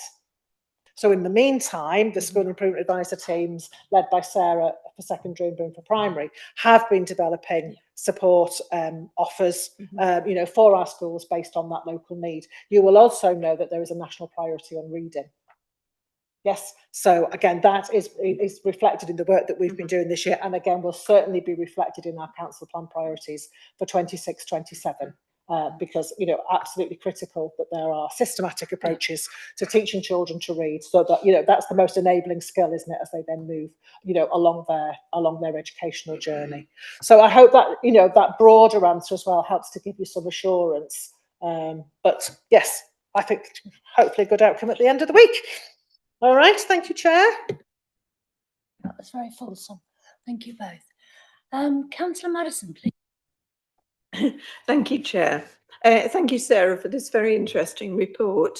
I want to go to 107 on page 32. And as a good feminist, I'm thrilled to see that females are doing so well. But that doesn't mean that I want the males to be left behind. So I'm wondering, because I used to be involved in a lot of Get the Lads Reading initiatives in the public library service, is this an old trend? Is it a new trend? Is it likely to be a continuing trend? So that's my first question, really. My second question, I think, was already asked by Councillor Priest, which is the pupils in Flintshire are performing better if they are entitled to free school meals. So do you see here, is there a link between healthy eating and doing well at school, or does it quite simply mean that children work better when they're not hungry? And I know you have said it's very, very complex, but in the inner city primary school I went to many years ago, virtually every child was on free school meals, and we all passed the 11+, which was the old measure of working class success, and we all did very well in life. So that's something that particularly interests me. So 2 questions, really. Thank you. Oh, sorry, thanks, Claire. I think undoubtedly, you know, we recognise that in order for children to succeed in school, firstly, they need to attend school, which goes without saying. And there is certainly a body of work to do around ensuring that children who are in receipt of a free school meal do attend regularly, and that you know, there is currently an attendance gap, of course, between attendance rates of children not on a free school meal versus those on a free school meal, and we really need to try and narrow that gap as far as possible. So step 1 is to get the children through the door and into the classroom. Step 2 is recognising that our children need to be fed and watered and ready to learn. Now, when we talk about ready to learn in the secondary setting, I'm sure it means the same in primary. When we talk about ready to learn, that means being in the correct uniform to ensure there is a sense of identity. It means that they're not hungry. And it also means that they've got the correct equipment, but also in terms of up here, in terms of sort of being ready to learn and prepared to learn, they are good to go. So I think we do recognise that we can have children that might do all of those things, and they might arrive in the building, they might have had breakfast, they might have all of those things, and they're still not ready to learn because there's all sorts of other issues going on. So children being ready to learn, children having a growth mindset and being resilient and ready to study and ready to complete their GCSEs or do their digital technology, whatever that might be, it has to be a concerted whole school strategic push in order to make that happen. And I think in my view, the way that we're going to break that cycle of low standards or lower standards, lower educational standards from children from a deprived background is to have that coherent and concerted approach. It's all of those elements of the jigsaw puzzle, isn't it? Yes, the quality of the teaching is paramount, the quality of the curriculum is paramount, but we need to see that in its entirety as well. But having breakfast and not going into period one hungry would be a really good start. Can you just repeat your first element, please?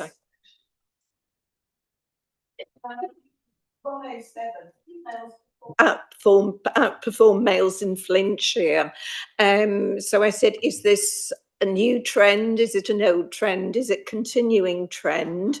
And I do note that they are excelling in numeracy, actually. I never noticed that the males are excelling in numeracy. Thank you. Yeah, this is not an unusual phenomenon. When I first started teaching and when I first became a senior leader, what feels like decades ago, there was what was called a boys value added strategy, where there would be a whole series of teaching strategies that were sort of directed at boys, a whole curriculum package that was directed at boys. I remember schools trialing different approaches where there'd be single-sex delivery. I remember delivering a boys' science class, year 9, set 2 it was, just for boys. You know, so there were all sorts of strategies going on. It was a difficult nut to crack then, and it remains a difficult nut to crack now. What we are seeing is a narrowing of the gap in certain subject areas, but it's variable. And I don't think there would be enough evidence to pin anything down. I think the phrase I used in the report was that it was inconsistent and that further evidence was required. I don't think that we've got a robust set of strategies that we could safely say that raises the attainment of boys. Because, and I think you're alluding to this as well, what we don't want to do is to lower the attainment of girls. So we talk about narrowing the gap, but actually we want to improve standards for everybody. And I think the support that we give to schools is around an equitable approach to teaching and learning. We want the best possible standards for all of our children, and we have to recognise that everybody's different and that everybody needs a different set of strategies around them. Thank you.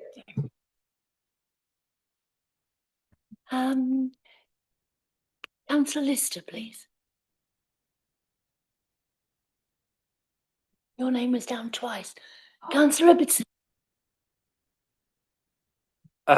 Unless Councillor Lister remembers what it was she wanted to come back about. I have 3 points and I shall make them as briefly as possible. First of all, I'd like to come and just highlight something that was said earlier in the debate regarding the need for a warning triangle around certain statistics and their reliability. And I'd just like to point out at this point, I particularly welcome that critical approach to some of the statistics that we see. I think that's very valuable. I think I welcome the department being upfront when some statistics aren't reliable. Moving on, paragraph 114, and I swear that the previous wasn't a lead into this. I'm a little confused by the first paragraph. In Flintshire, 755 learners, 96% completed at AS level, and 610, 98%, completed at A2, with an overall completion rate of, therefore, 77%. Now, given that AS and A2 are the two components, if one's at 96 and one's at 98, how do we get to 77? I thought this might be vocational, but no, that's further down. So I am perplexed by what goes into that 77% statistic, because it doesn't seem to be supported by any of the other evidence around it. And then finally, again, to go back to something that was said earlier in the debate, and I'm afraid that this will be something that I disagree with. We heard that head teachers and schools build a curriculum that meets the needs of their learners.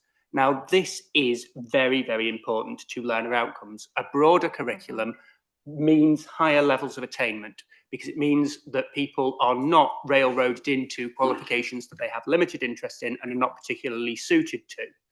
Broader curriculums improve attainment. And what we are seeing in Flintshire at the moment is not schools building a curriculum that meets the needs of their learners.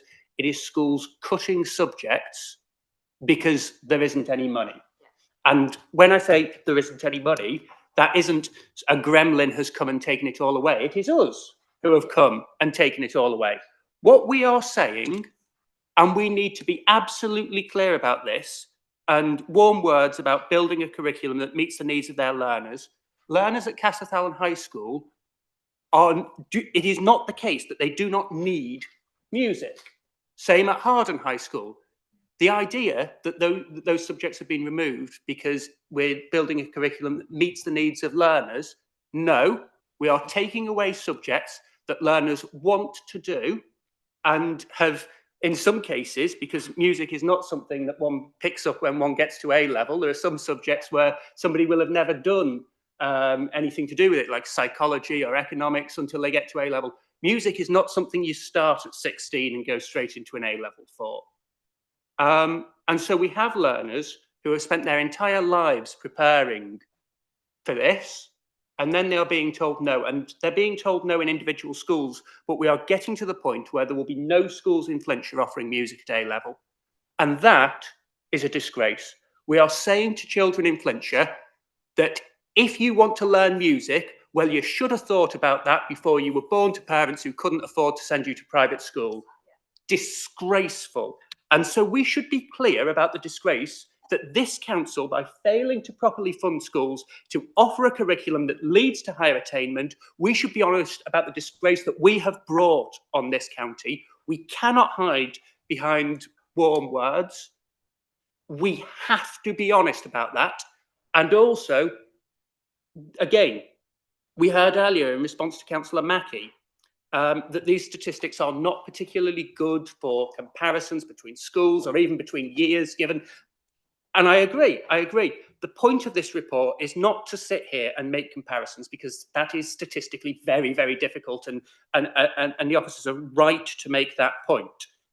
We are here to look at the flashing lights on the dashboard warning us about what is going to come. And part of that comes from the statistical evidence, but partly we have to believe the evidence of our own eyes. If we say, no, you can't do music, instead you're going to have to do something that you have no interest in and limited ability in, because the thing that you are really good at, we just are not giving you that opportunity anymore, then we are in for a nasty shock. And it's music now, it'll be foreign languages next. In some schools it already is. We are going to get to the point where it is one size fits all, and that is not right. And we are going to see attainment drop over the forthcoming years unless we, and I look across at members of the committee here and members of the whole council and members of the cabinet, unless we do something about it. Thank you, Councillor Ibbotson. Claire, would you like to? Yes, thank you, Councillor Ibbotson, for your impassioned points there. And as an educator, I wouldn't disagree with anything that you say. I have always, as an educator, been committed to that broad and balanced curriculum, and that should be the entitlement for all of our learners. You've mentioned a particular school and a particular subject. I have to say that is not confirmed. I know there are some things circulating in your particular ward at the moment. I have been contacted by a couple of parents, but we are also in discussions with the school, and we believe that there was some information that has been shared that perhaps isn't 100% correct. We had last year an informal arrangement, particularly with 3 of our high schools, around some of the subject provision because of the challenges, as you say, with the budgetary pressures that schools are facing in trying to protect that curriculum offer. And it's been very informal, and it's something I think, again, we've got to continue to work with our secondary schools on to try and protect an offer going forward. The local authority did actually intervene in one particular school to protect the offer around music. And that is something that we are reviewing again, because as you quite rightly say, for some learners that is their passion, that is their skill, and they need to be able to follow that pathway. So it is a very live discussion, actually, isn't it, you know, with our schools at the moment. But, you know, this council has had to make difficult decisions over, you know, a number of years recently because of our funding position overall within the settlement. We have these conversations every year, don't we, when we go through our budget setting procedures. You know, we've always been very open and honest in this committee about the challenges that, you know, we face as a council because of our funding mechanisms. And the reality is that obviously that has impacted on schools, as has the drop in pupil numbers. And you all know that that is the driver of school budgets. And we are really seeing that now play out in our secondary schools as well. So, you know, the factors around our schools' challenging budgetary positions are well known and they are complex. But I would want to assure this committee that by working collaborative with our head teachers, particularly, you know, around the sort of GCSE and A-level offer, we are doing everything we can to try and protect it as best we can. And it's something, again, that we are bringing to the attention of the new Welsh Government, that these are critical issues, you know, school balances and the restrictions then that is placing, you know, on our head teachers in making decisions about the range of their curriculum offer is a live and present danger. I think I'll use that phrase. So I would want to assure you that, you know, we're on the same page in terms of what we believe is the right entitlement for all of our learners. The challenge for us all is how we're managing the resources in the system to protect that to the best that we are able to, and the work that we do collectively as a council in, you know, trying to secure greater funding for Flintshire. Thank you, Chair. Yeah, I'm going to invite Councillor Healy.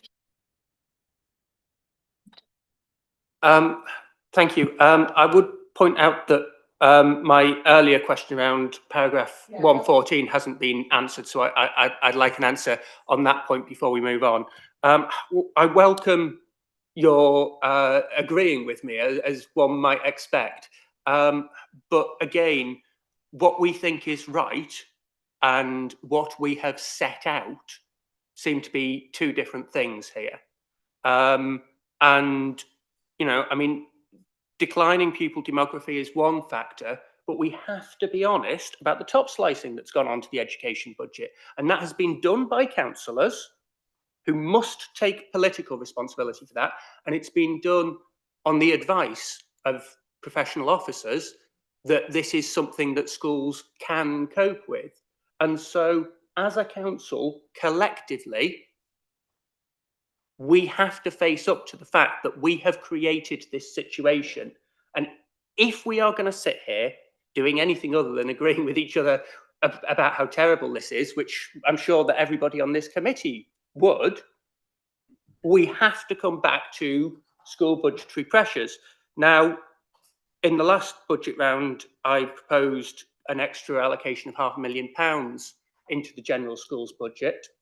I hope, again, I look across at colleagues from the administration side on this committee, I hope that there will be constructive working with a view to next year's budget on redressing the balance and reversing some of the top slicing that's gone on over the years, because it is having an impact. Schools are not making these choices out of nowhere. They are doing it because of choices that this council has made. Wrong choices, I would advocate.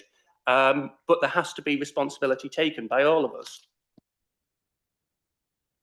Sorry, do you like to answer that, Claire? Yes, I would like to come back. I don't think I've ever said as a chief officer that I would be professionally advising you to cut school budgets and that schools could cope. I don't believe I've ever framed it in that way. What I have tried to do as a member of this council's corporate management team is reflect to committee the implications of the proposal in previous years to top slice, and I've been open and honest about the challenges that would present to schools. We've had those open conversations with our head teachers and our chair of governors, so that they actually also understood the context in which we're working as a council. So I think I would like to correct you there, Councillor Ibbotson. I don't think that has been my professional advice, and you will appreciate that I've always tried to walk that professional fine line between being the advocate for our schools and our head teachers, as my role as the primary education officer here in Flintshire, but also recognising that as a member of the council's corporate management team, I have a responsibility to work with all officers across the council and elected members to enable us to have got to that position of a legal and balanced budget. And we all know how challenging that has been over the last few years. But I think it is worth remembering that for 26-27, there was no cut to schools' delegated budgets. I'm not saying that the impact of the previous 3 years hasn't been felt, of course it has, but there was a decision not to cut schools' delegated budgets for this financial year, and a decision was also made to recycle funding that should have come out of the schools' funding pot for the reduction in pupil numbers to be, not taken out and to be made available for school budgets. So I think, I think we can see that there have been decisions made in recognition of the challenges that schools have faced over recent times. And I think one of the other key issues that I would want to bring to your attention, and I know this is something that the leader and the cabinet member are pursuing vigorously through the WLGA, and something we as the National Directors Group are pursuing very vigorously, is that from conversations that we've had that one of the greatest drivers of pressures in schools is making provision for children with additional learning needs and quite complex needs, and the fact that obviously we have a number of children for whom we have to source expensive specialist provision. So you will be aware that in England there has been a massive investment of additional funding under the special educational needs provision in England, which will come through as a consequential to Welsh Government. And I need to be careful not to stray into political territory here, but that money, there is a significant amount of money earmarked to come through to the Welsh Government as a result of that consequential. What is absolutely key in the view of the Education Directors Association in Wales is that funding, once it hits the Welsh Government, it is not ring-fenced for that purpose. And we are arguing very clearly that it does need to be directed to local authorities, because we have significant costs, which could, of course, then also help delegate some of that to our schools to meet. And it will make a positive contribution. It's not money that is going to enable us to do much more. Almost, it's just covering what the cost pressures we've absorbed already. So it is really important from our perspective that every pressure is placed upon the new government in the Senedd that money should be secured, because that's the driver, one of the biggest drivers of the challenging situations that our schools are finding themselves in terms of their budgets. So if they're making provision, and quite rightly making provision, to meet the needs of individual learners, then other aspects of the school's provision is then under pressure. And what we're talking about here is the breadth and depth of the curriculum offer. So I just wanted to assure you that there's a huge amount of work being done to clearly articulate the case why that funding needs to be used in Wales as it is being used in England. Thank you. Yes, I'll come into that. Can you do that one now? Thank you. I can. Now, I'm very mindful. I don't want to give you a factually inaccurate response. So if you're comfortable, Chair, I'm going to check a point of clarity, if that's okay. I suspect it's around the use of the Welsh Government phrase, the completion rate. So if you're comfortable, I will clarify that and provide an alternative response, please. Councillor Ibbotson. Yes, I'm happy to accept a response in writing. Can I ask that when it's circulated to the committee, it's also circulated to me? Because obviously I don't sit as a member of this committee ordinarily, and so I would hate to be missed off the distribution list for my own response. Thank you. Councillor Gladys Healy, please. Thank you, Chair. First, I would like to thank our Chief Officer for how great she has explained the money, how it got cut and how more was put on there.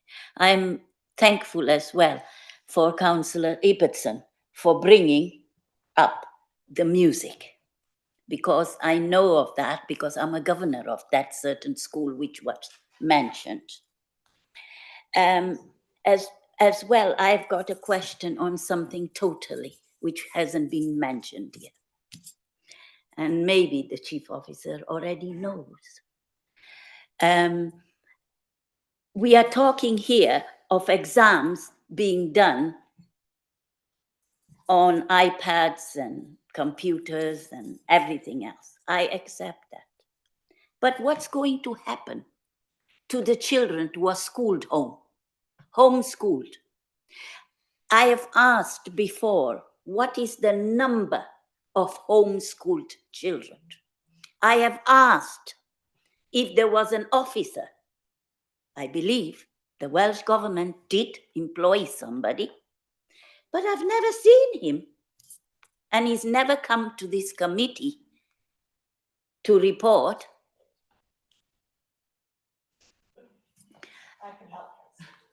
But I want to know what is going to happen to these children. We in the UK, in the whole of UK, we have got a responsibility for education to children.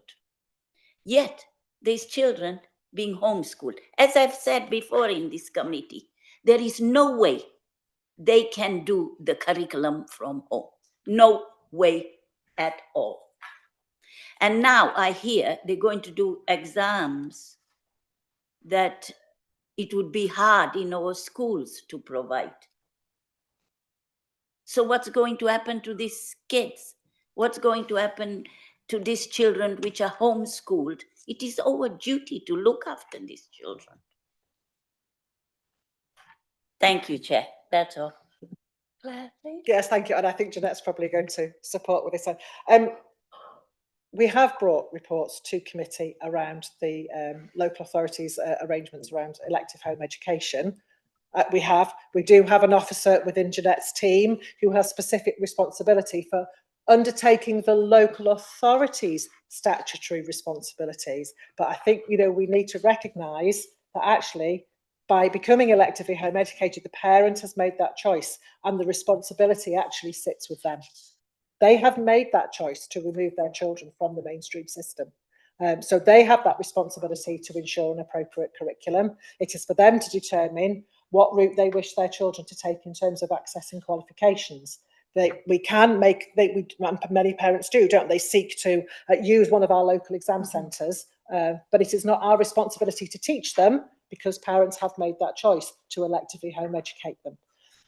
Jeanette, did you want to add anything then in terms of the role of what that we have, you know, around that, the assurance around the quality of the curriculum? Thank you. So we do have a designated officer, and she has attended committee at the request of the committee to for people to meet and question her. And you know, I'm sure she could come to a future committee if required. But she sits within the Education Welfare Service, and that's a really good place for her to be because that service has a remit in terms of attendance, engagement, and a safeguarding perspective as well. So the officer's been in post, and I'm going to look at John probably for about 3 years now, and she has built and is building better relationships with that community. She's developing trust because we know that there are, you know, that is hard, Councillor Healy, as you know, and there's a very strong view about the rights of elective home education, and that is supported by our legislation and government. But we recognise that our responsibility is to support those families as well. In the data that we have presented in the past, we look at the number of children who re-engage with education. So when the decision is made that a parent chooses to take their child out, and we have the data that shows sort of when that is, one of the key points for us is year 7, is transition into secondary. And we've got a piece of work that is happening at the moment around transition to look at what effective transition looks like, how we can support our learners moving on, because it's quite a big shift, isn't it, between primary and secondary education, and what the factors may be that lead some learners and parents to make that decision. But as I say, we have that designated officer. We also have an element of grant funding that parents are able to access from the local authority to support the learning of their children. So if there is something around IT, then that is something that, you know, they can access through the bidding process. So just to provide that assurance that there is that dedicated officer, they work within sit within John's engagement team in terms of the education welfare service, and we do monitor that data very, very carefully. One of the positive things for us is that officer has a teacher background as well. So when she's going out and she's meeting those parents and meeting the individuals where that's possible, then she can have that conversation from a teacher perspective as well. And we are really looking at that data, and we are really trying to get under the skin of, you know, why is it that families make that decision? You know, why are children feeling that they don't want to remain in mainstream education? And, you know, that is at the core of the work we're doing around our belonging strategy. You know, if we strip it all back, what is fundamentally the issue? And usually it's about relationships.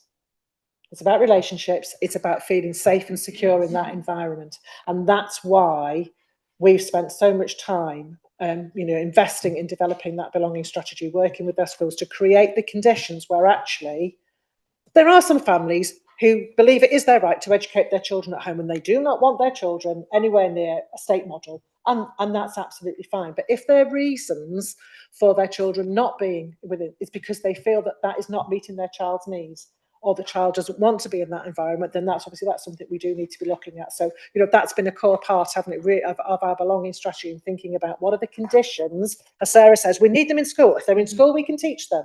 But we need to make sure that they want to be in school, and their learning environment and the relationships with their peers, the relationships with the adults who are supporting them are really positive. So it's all of that well-being aspect, obviously, as well as supporting their academic and, you know, cognitive development. That's why it is so key, and that's why we're investing a lot of time in it, because, you know, we recognise, and it's the case across Wales. Flintshire is not unique, is it, Jeanette, in terms of the numbers of learners who are moving out of the mainstream offer and into elective home education.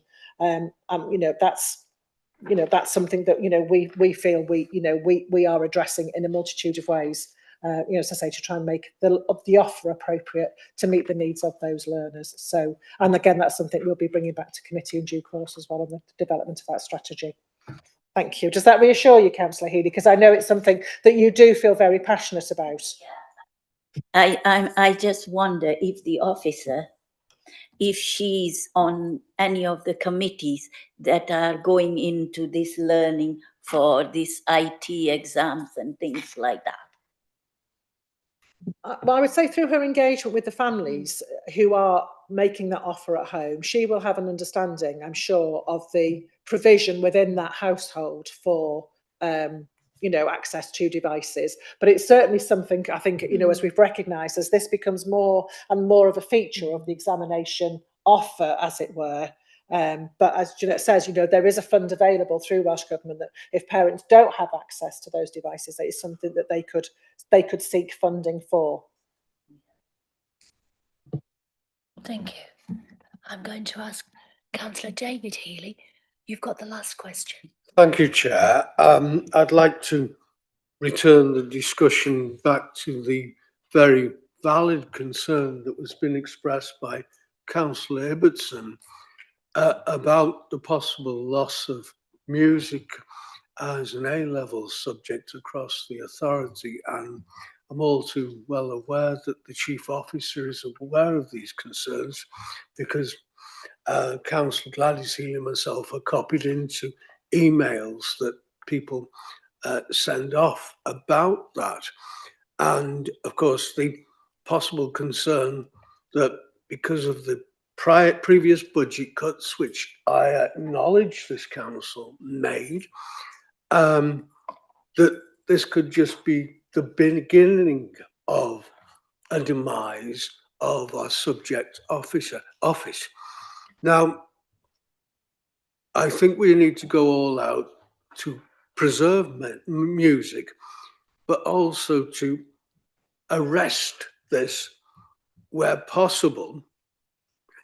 We know that the fundamental problem that has bedeviled our council for some years has been the low funding settlement from Welsh Government and the legal requirement to produce a balanced budget.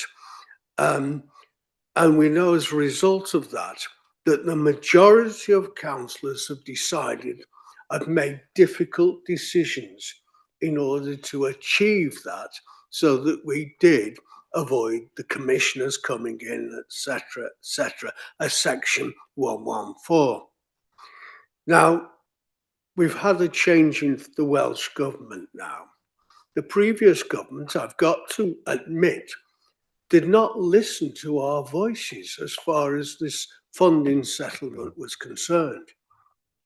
But I've got some element of hope in that prior to this last Senate election, the current First Minister, prior to this election, did attend a very large public meeting in Wrexham. And he was specifically asked about the funding formula insofar as it affects North Wales. And I asked him the question. And I mentioned the way in which it is unfair that this funding formula is decided by the local authorities themselves as members of the WLGA, and that those who benefit from that particular formula vote for it consistently to the detriment of those who do not. It is the tyranny of the majority over the minority that suffer. And I pointed to other formulas that are used or other mechanisms that are used in other countries in Europe and indeed in Scotland and Northern Ireland, where an independent body, not the local authorities themselves, decide on the funding formula. Now, he expressed a determination to go with some alternative arrangement. And so I'm optimistic. I look forward to that possibly happening. And when it does, I think what's been stated here by Councillor Ibbotson and others that are showing real concern about the way schools are funded, then when that does happen, and hopefully if we benefit from it or from a consistently raised funding floor, then we will be able to refund schools. And I think, as there are several cabinet members here, which I welcome, I would hope that they would recognise, if this does happen, the priority of schools and putting funding back into school budgets so that we can not only arrest this trend, but reverse it as well. Thank you. Thank you, Councillor Healy, for those observations.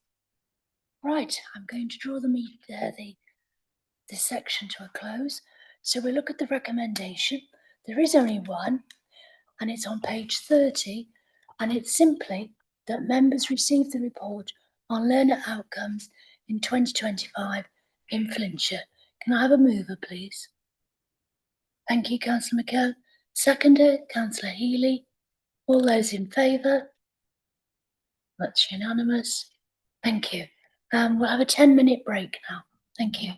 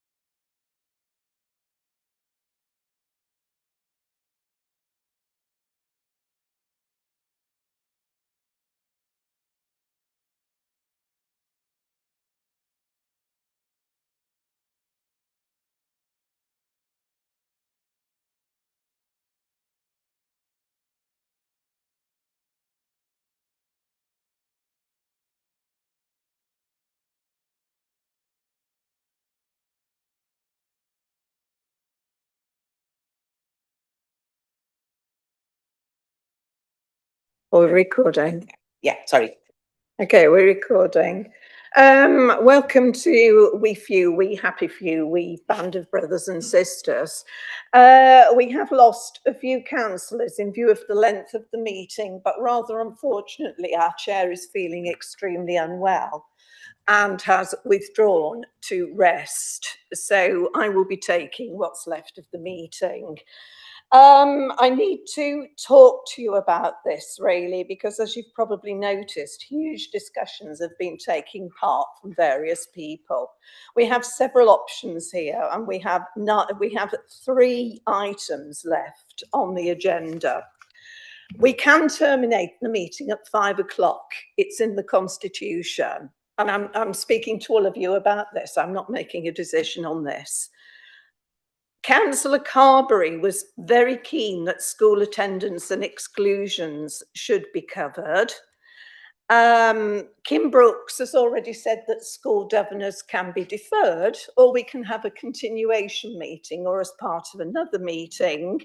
And because we have a guest speaker, Ben Turpin, on climate change, who's been waiting incredibly patiently, I do feel that if we continue, he should be the best speaker. He should be the first speaker, and I'm sure he'll also be a great speaker as well. So can I have thoughts, views and opinions on this, please? I speak only for myself, of course, but I can't imagine there's going to be huge amounts of discussion on either the climate or the school governors' reports. So we're not doing school governors. Are we definitely? No, Kim Brooks has left, Councillor Ibbotson, so it would be school attendance and exclusions. I was going to suggest that we did those 2 quickly first, and then we could give school attendance the space it deserves without feeling like we've got anything else hanging over us. We wouldn't be doing school governors today. Kim Brooks has already left. So if we continue with 2 items today, it will be school attendance and exclusions and climate change, which I am particularly keen to cover because we have a guest speaker who's been waiting extremely patiently. We can, of course, have a continuation meeting of the remaining items, or it can be added on to another meeting. So again, I'm asking for opinions. Councillor Dave Healy. Let's go ahead and just try and bang these 2 items out of the way then, I would suggest.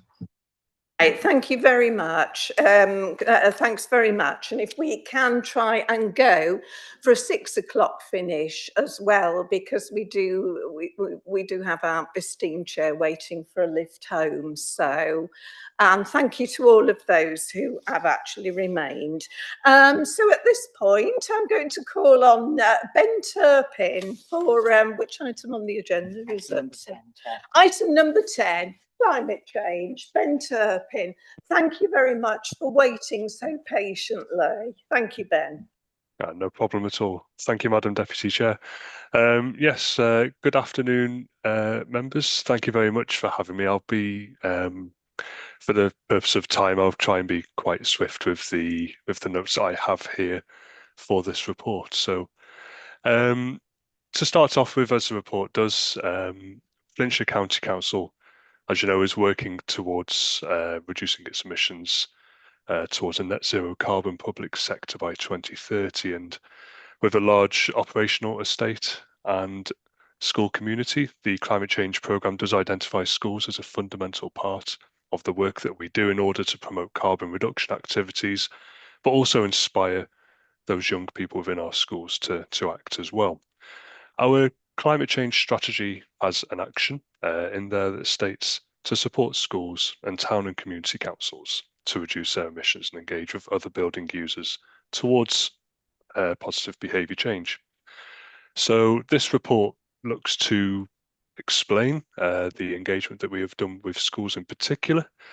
And as a summary of figures, between December 2024 and December 2025, I've engaged with a total of 34 schools and 349 learners at least as part of our work. In terms of the activities that we have been doing, these are listed starting with section 1.03 on page 56 of the pack. And this started back in December 2024 as part of the wider climate change stakeholder engagement program when we're reviewing the climate change strategy. And with schools, with young people, we engage with young Flintshire, so from a secondary perspective, and also a Skullmice Glass. We engaged those through workshops, and what we wanted to find out here was what action was important to them. And I think for the sake of this report, it's important to reflect some of the feedback that they highlighted. So with young Flintshire, they highlighted a number of societal issues that were particularly important to them, starting with, of course, the cost of living, healthcare, climate change, and also well-being. This was a selection from, I believe it was 12 in total, so those 4 were the highest that were chosen. And all learners fed back on the kind of activity and climate action that they'd like to see and that's important to them, including the likes of active travel, climate-ready buildings, better recycling, and also local sustainable food, just as a few examples there. In January last year, as you all know, Ysgol Castell Allen brought 4 Year 9 students where they spoke about their use of the school climate toolkit, and they took several several questions from this committee as well. Later in the year, round about May time and up to July, Mold Town Council re-established its primary and secondary youth councils, and we were invited to present to each group on a short presentation that introduces climate change and the action we're taking. And very importantly, engaging those learners through the likes of knowledge checks and also their personal experiences, of which some of those learners did feedback. Fortunately, this engagement did lead to a couple of the primaries in attendance who wanted to investigate the toolkit further. And we also had a meeting with Allen School, their Eco Council as well. So that activity from Mold Council was particularly helpful in reaching out to other schools. With the annual Pride events that are held at high schools, we also attended Flint High Pride in June. This was a really useful event where we're able to run activities that are more specific to the theme. And one of the activities that was well engaged with and mentioned to be thought-provoking was to consider how different people in society are more vulnerable to the impacts of climate change more than others. And this was quite hands-on, and it's one that we've run before, and it's been very well engaged with. We also have a target within the programme for 30 schools and town and community councils and community groups who are either planning to or taking action to reduce their emissions by the March just gone. And with collaboration with the Health School Promoting team, we issued a questionnaire to schools with a few carbon reduction questions in there which were focused around the themes of energy, travel, water and waste. From that questionnaire, we had 22 schools responding, and they highlighted a number of initiatives and actions that they have within their schools to help address environmental matters and carbon emissions, as mentioned. This is also very useful to understand who was using the school climate toolkits that we have as well. Towards the end of the year, so in November, we had Wales Climate Week. And for Wales Climate Week, we had schools engaging with us across the 5 themes of climate change, energy, travel, waste and recycling, and biodiversity. And we had each theme across each day of the week. The engagement that we provided with schools included an online live presentation each morning, which was led by a themes officer. So, for example, I covered climate change. And we also issued classroom activity packs for each theme and also home-based activities. What was particularly good with this event is that we were able to collaborate with many services across the council and also the Walk Wheel Cycle Trust. We did get some good feedback from this. There were elements where We would have liked to see more schools engage with the online sessions that we ran. But of course, schools are very stretched with time and circumstances change as well. But ultimately, it was a very positive activity that we ran. And the report concludes on page 63 in section 1.09, just regarding some climate toolkit updates. And personally, I'm a big believer in continuous improvement. So with the school climate toolkits, we look to take on feedback and good practice from schools, from other local authorities and organisations, and then filter these into our school climate toolkit that's available online. In terms of the updates that we ran in November, we had some general updates, but more focused on information on climate adaptation, which is a growing theme in the space of climate change. We provided guidance videos, FAQs, and also examples of good practice. So schools had that more accessible support and advice. And we also provided new learner engagement materials, thanks to Casteth Allen providing their carbon footprint classroom slides that they've been engaging their Year 9 students on.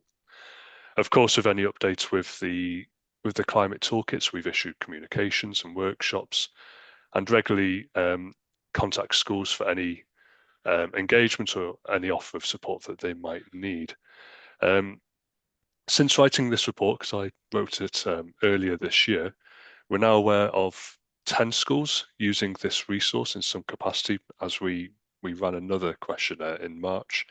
So we're seeing engagement with this resource slowly growing, which is good to see. That concludes the report from me. So thank you very much for your time. If you do have any questions, I'm more than happy to answer them for you. Diolch yn fawr. Thank you, Ben. This was an absolutely lovely report to read. I really, really enjoyed it. I'm sorry you had to wait so long, and thank you for your patience, but it was well worth waiting for. So now we have questions from the floor. Councillor Dave Healy. Thank you, and I'll keep it brief, Chair, but I have to comment and express thanks to Ben and to members of the climate change team for the continuing work that they've been doing, both in raising awareness, but also encouraging schools to look at their own carbon footprint and to take action to reduce their carbon emissions. I will send you a separate email, if I may, Ben, but I'd like to just thank you for what you're doing. Thank you. Thank you, Councillor Healy. Any further questions? Anyone online? No further questions. Well, again, actually, Ben, I just want to thank you for presenting this lovely report. It's just great to see the work that's going on.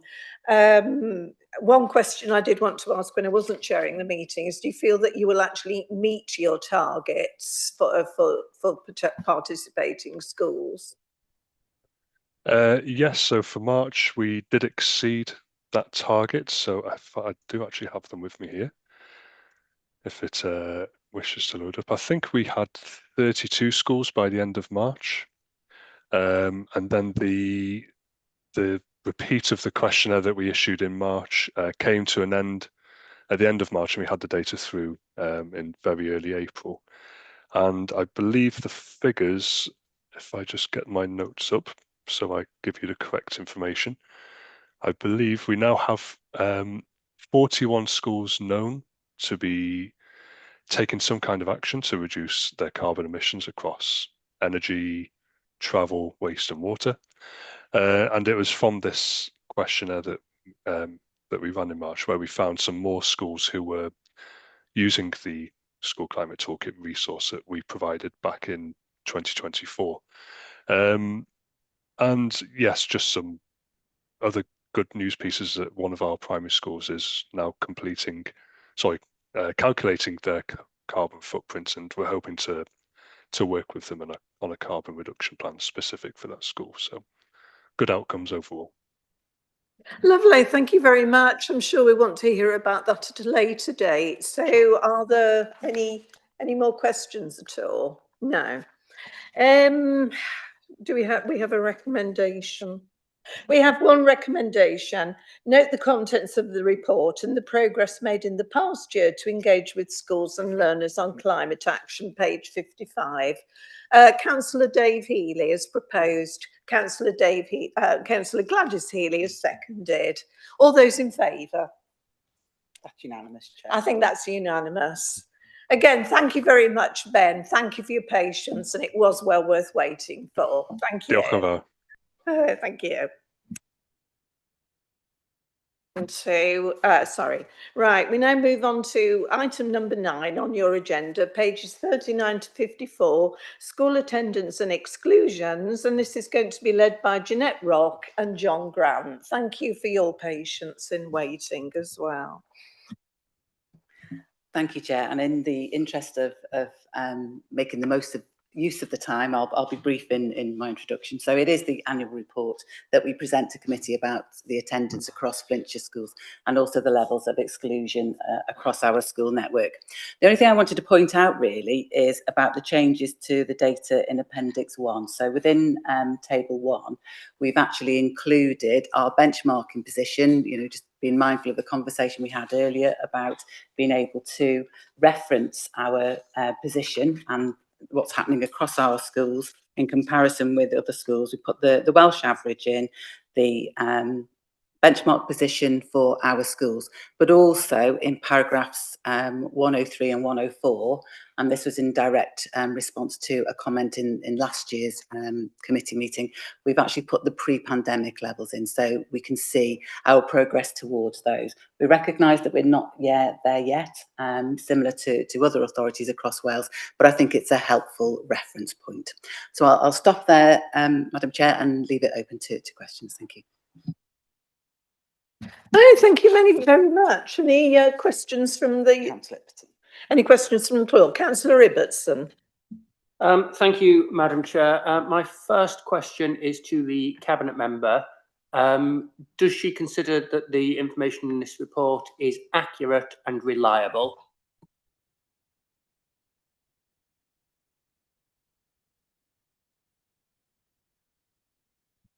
I think the officers will have done a true reflection on the state of play as it is at the moment, yes.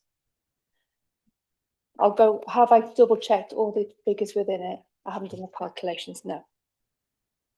Thank you. I'd like to read from the Eston Inspection Report in Flint High School, which says, and this is from page 9 of that report, pupil attendance is declining and is a notable concern.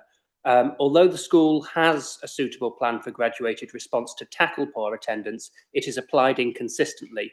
Senior leaders do not monitor attendance closely enough, and there are inconsistencies in how attendance is recorded. As a result, leaders do not have an accurate oversight of overall attendance or a secure understanding of which pupils are in school at any given moment. Now, the information that is in the report that we have got today is based on that reported by schools. Obviously, there's no other way for us to monitor attendance than what is reported by schools. So when I say that I am not at all satisfied that the information in this report is reliable or accurate, that isn't a reflection of officers, it's a reflection of what Eston, the inspector, has found.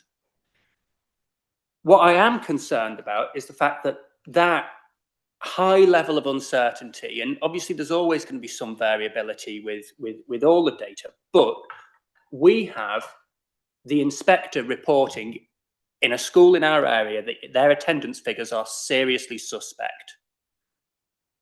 I would expect that to show up in this report, because when we're comparing with the rest of Wales, we are comparing, I mean, to say the quiet part of that Eston report out loud, falsified attendance figures. So I'm not particularly surprised that we perform better than the Welsh average when some of our schools, independent external inspectors are not happy with how they've monitored their attendance. this goes back to what we were saying earlier about warning triangles and about the importance of being upfront when statistics aren't right.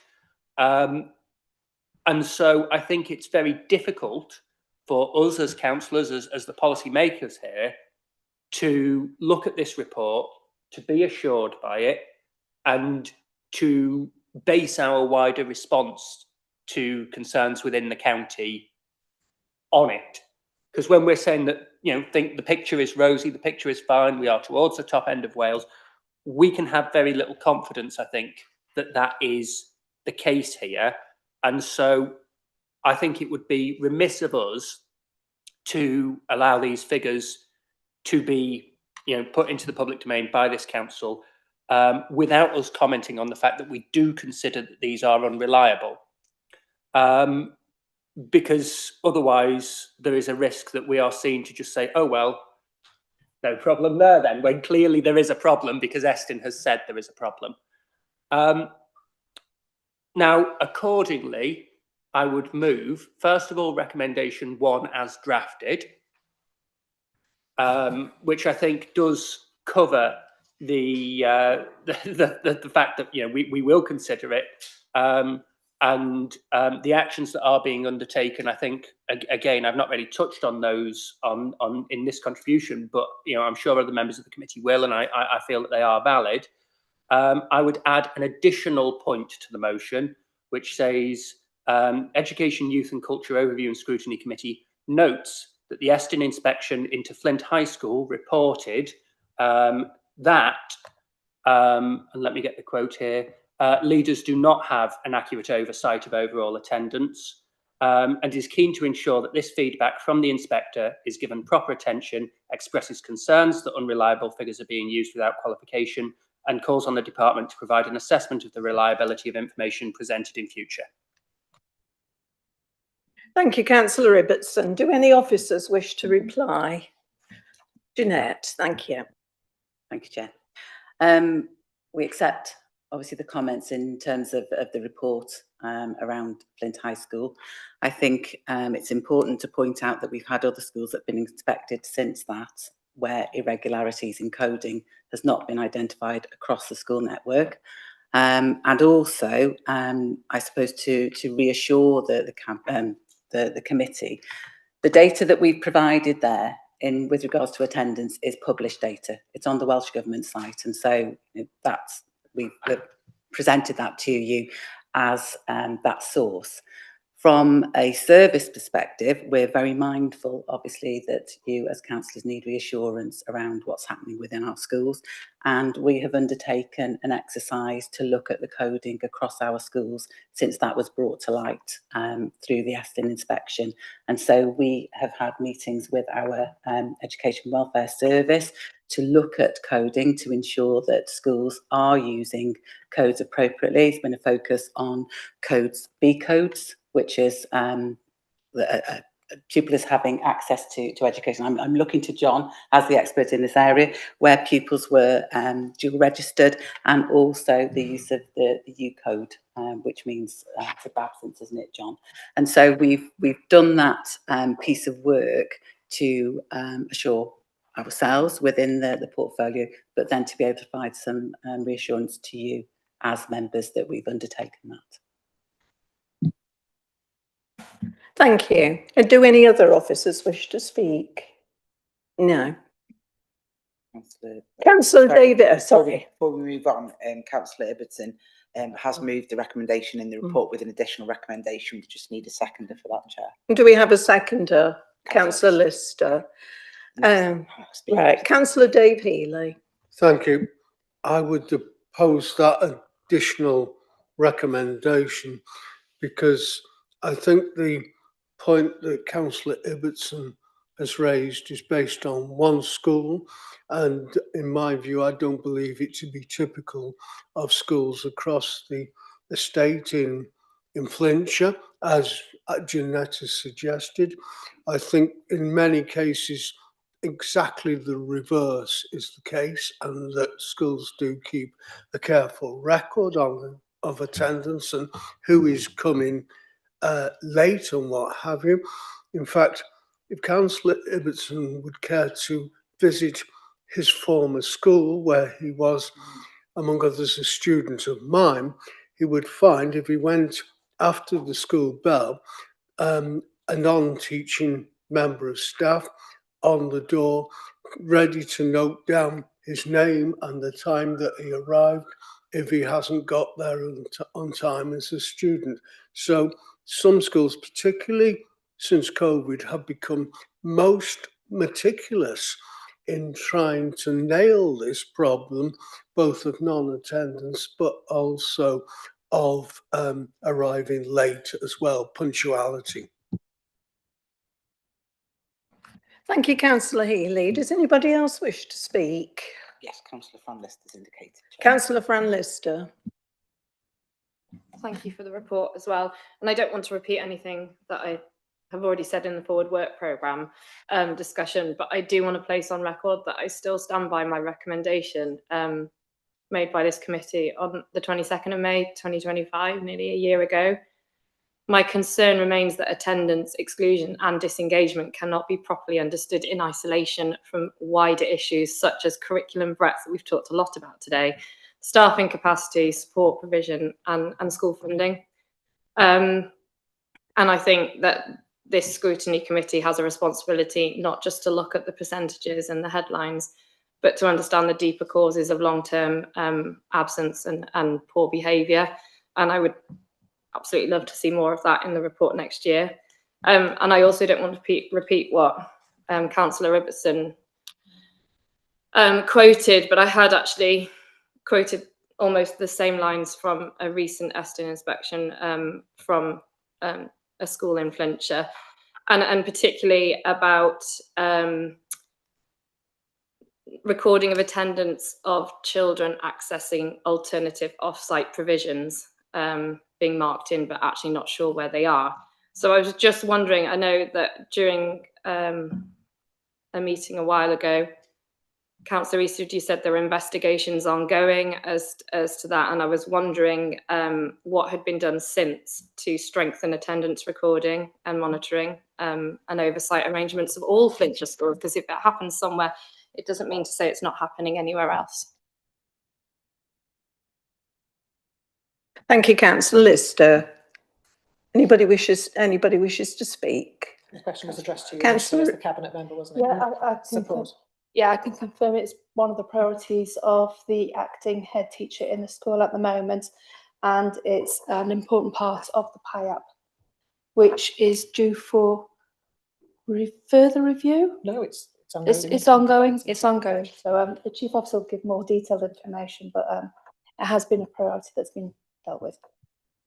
Yes, thank you, Councillor Lister. I can assure you through the post-inspection action plan and the work that has been undertaken by the new leadership, interim leaders at Flint High, that these issues were addressed very swiftly following the inspection report. We've had feedback to us about the changes that have been undertaken to ensure that staff are appropriately trained in the completion of register codes, that there is a consistent approach across the school, that there are mechanisms in place when children arrive late, when children are being educated at alternative locations. John Grant, as our Senior Learning Advisor for Engagement, has spent a significant amount of time at Flint High School and may wish to give you an overview of some of the work that has been done. But those assurances are certainly coming through in the review of the actions that are included in the post-inspection action plan. That post-inspection action plan has been approved by Eston. And obviously, as a school in special measures, the school will receive a termly monitoring visit from Eston, and of course they will be looking for clear evidence that those very important shortcomings that were identified have been addressed as a matter of urgency. So I can give you that assurance. As Jeanette says, we have not had this issue identified in any of our other schools, so I don't believe that it is a sort of an endemic problem across Flintshire schools. But again, as Jeanette has referenced, through the review of what happened in that particular school, our policy has been refreshed. As you say, there have been discussions, haven't there, with school leaders and other senior leaders within schools responsible for that oversight, particularly around the use of coding. So, I believe we are in a position where every Flintshire school is very clear now about how those codes should be consistently applied on their registers so that, you know, this situation does not happen again. As a result of those changes, John and the team will be undertaking spot checks across our school network going forward as well, just again to provide the committee with that reassurance that they will be unannounced spot checks, you know, that should again, you know, provide that assurance. John, is there anything you would want to add from a service perspective?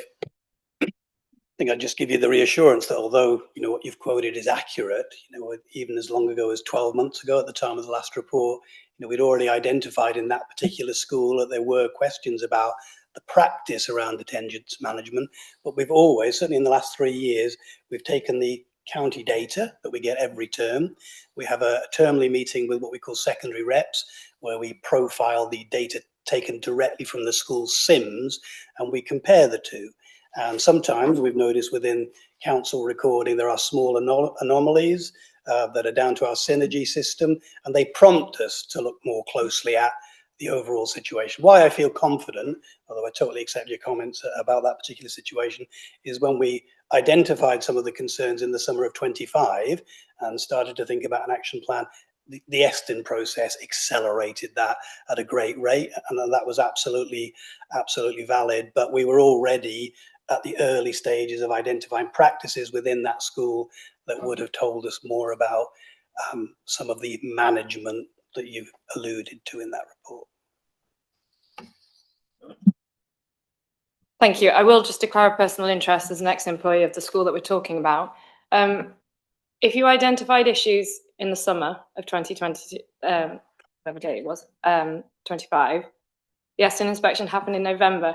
These are issues that are like serious safeguarding concerns. You don't know where your child is when you've dropped them off at school. Why did it take so long? No, you're talking about two different things. What I do is I work in nominated schools. We started with one 3 years ago, and we work closely in what I call partnership and doing audits and review, because the way that SIMS is set up now, with it being on the cloud, the local authority has to seek the access to the school SIMS with the permission of the head teacher. So having achieved the permission from the head teacher in that particular scenario, that was in March of 2025. By the time I'd been able to look at a first profile, we were into June 25. That head teacher happened to be off at that particular time as well. So it wasn't until September that we started our work with a new member of staff who was newly appointed in September 25 to commence that process. What we didn't know in detail about was what you're saying about the actual mark management, because we hadn't audited off their SIMS directly. But we were in that process of getting there. The Eston situation merely accelerated that.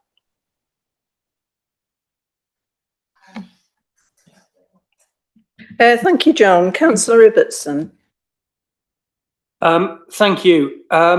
Let me first start with just a technical point. In paragraph 113 of the report on page 42, the fixed penalty notices, 38 were paid and accepted, 28 were challenged and court found in the council's favour, with a remainder all withdrawn, or were some of those successfully challenged.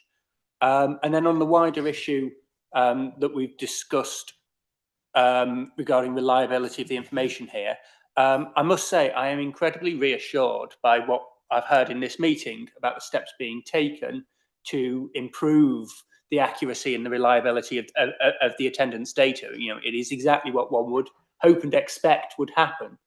My concern is that what is being done is not qualified in the report.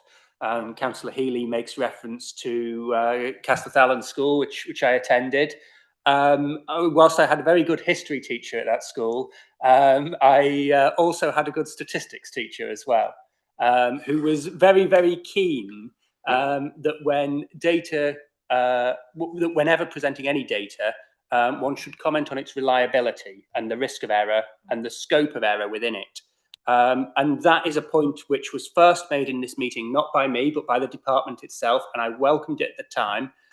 It does need consistent application, because too often councillors are presented with a report, either itself a statistical report or one that is based on statistics, where, and again, this isn't just for Education Committee, this is across the county, where there's no commentary on the reliability of the underlying data. And councillors are left to go away thinking, well, this is how it is, without considering the margins for uncertainty. And in this case, we have firm evidence that there is a degree of uncertainty, both in this year's figures and with the preceding year's figures that we're comparing with. And so, and when we're doing comparisons against the rest of Wales, you know, I mean, one school, a secondary school, a large school, is enough to have a bearing on those figures, on those rankings, because there is obviously a high degree of bunching in attendance figures. It's not like somebody's down on 20% as one county.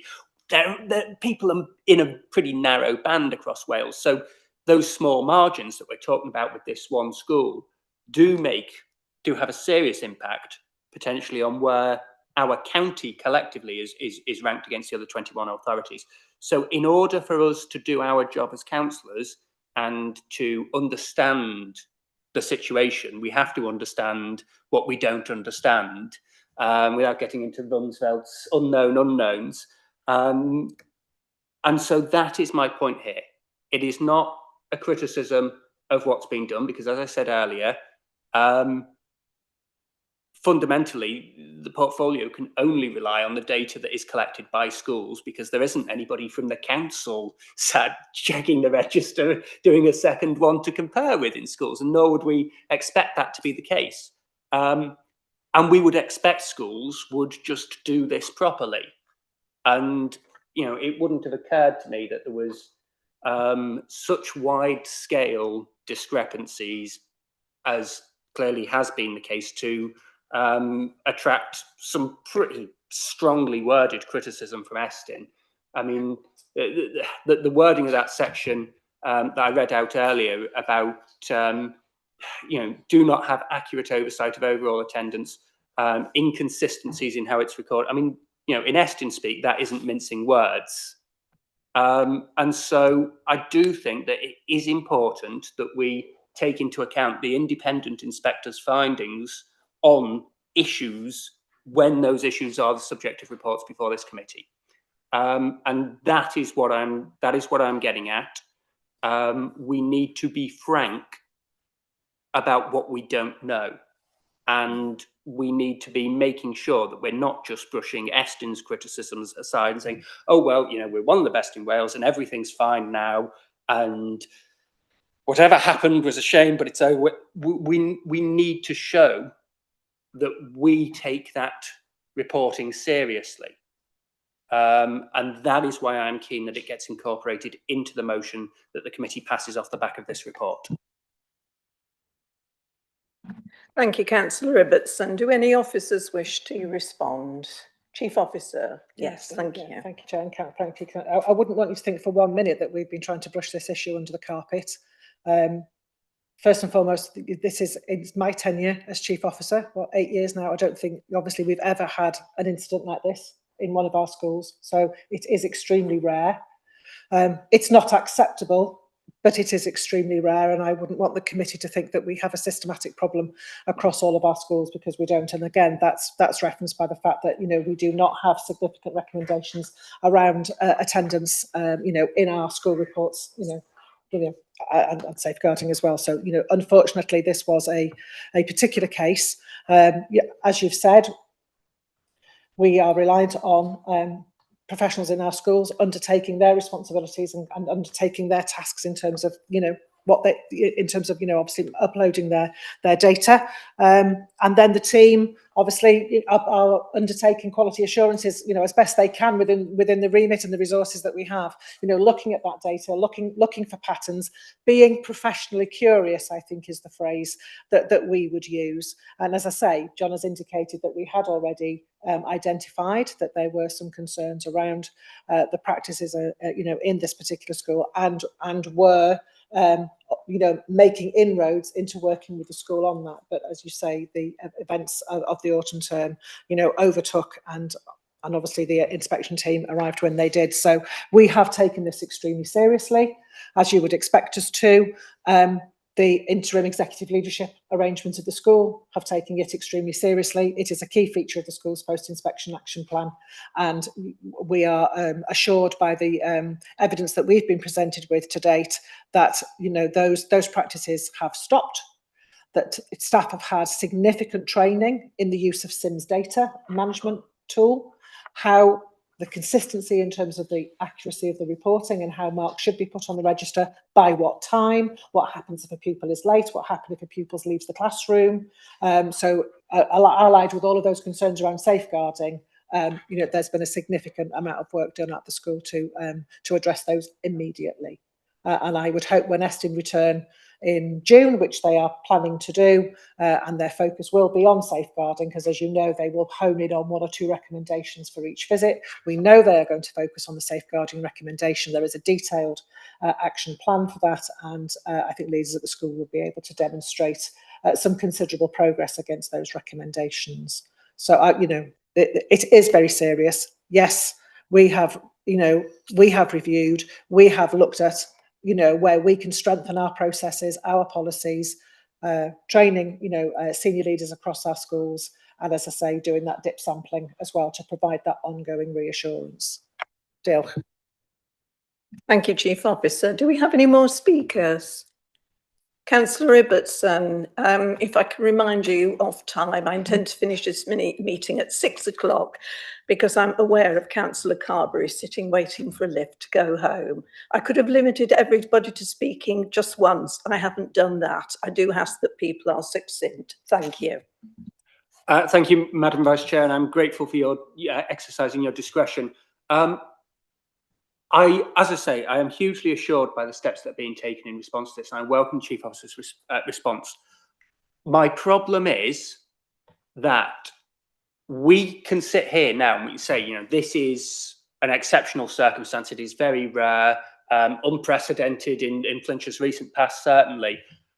We don't know for sure that this isn't also happening at another school. When this report came to the committee last year, this was happening in Flint, and at that point, it had not yet been picked up last summer. So this was going on, and we didn't know about it, and there was no qualification in the report about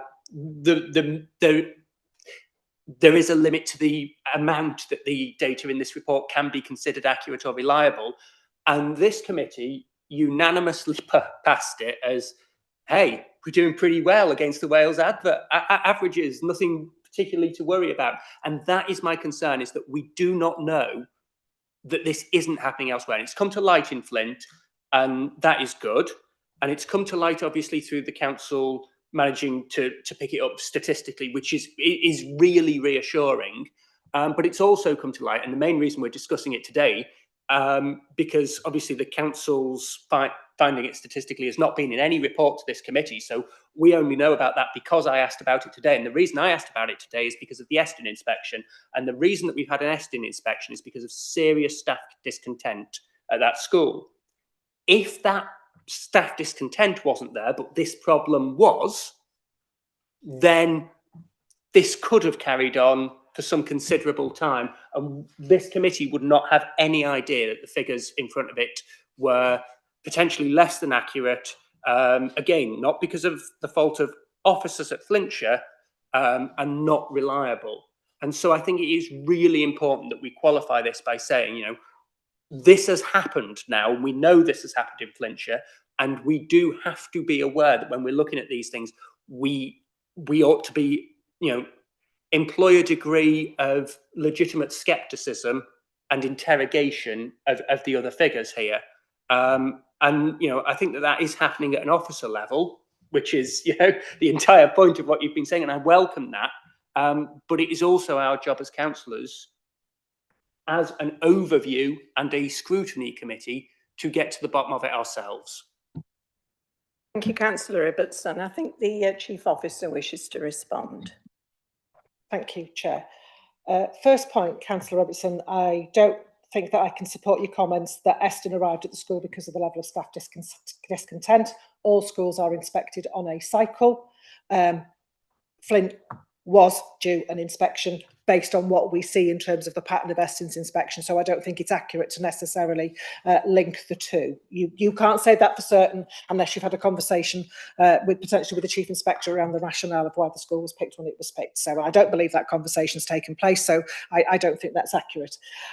Secondly, you are absolutely right to say as a committee we need reassurance that this is not happening elsewhere. I think we've tried to give you that assurance in the fact that we've had no other school identified as having shortcomings in this regard.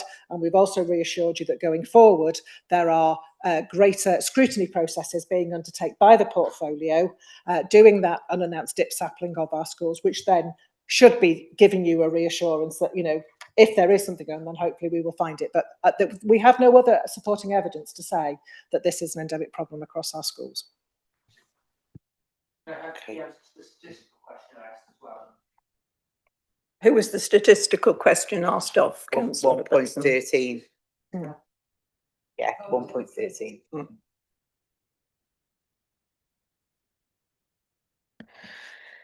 I believe I have no more speakers, so we are going to move to the vote, but I have been concerned that we aren't quorate for a vote, so I'm just going to check. We're quorate for a vote, right. We have a recommendation with an addition, which Kerry's going to read back to us. Thank you to Councillor Everton for sending it to me. I was trying to type out as fast as you were talking.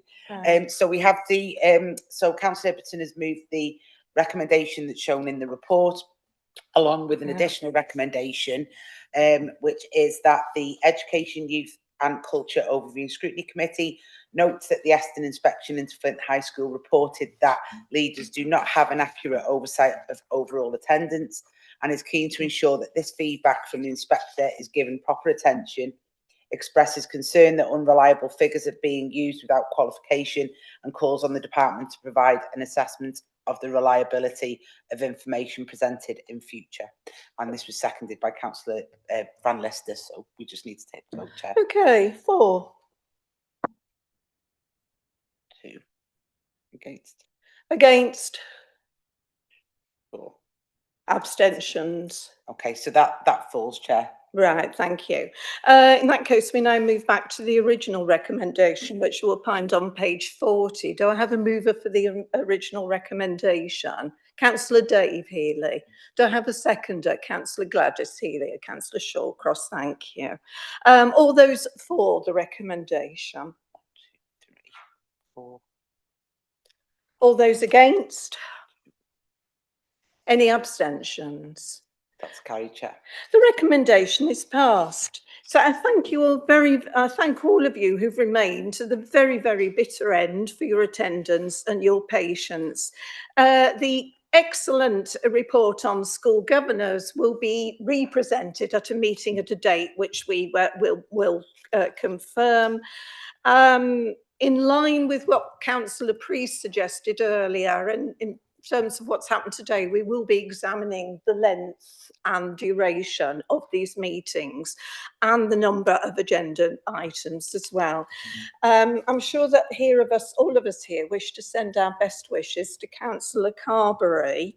Thanks again to all of you who's remained to the bitter end, and I'm sure that we all wish to send very best wishes to all officers and members who are going to be who will be going through the Eston inspection in June. So our very best wishes to all of you. Thank you. Councillor Healy.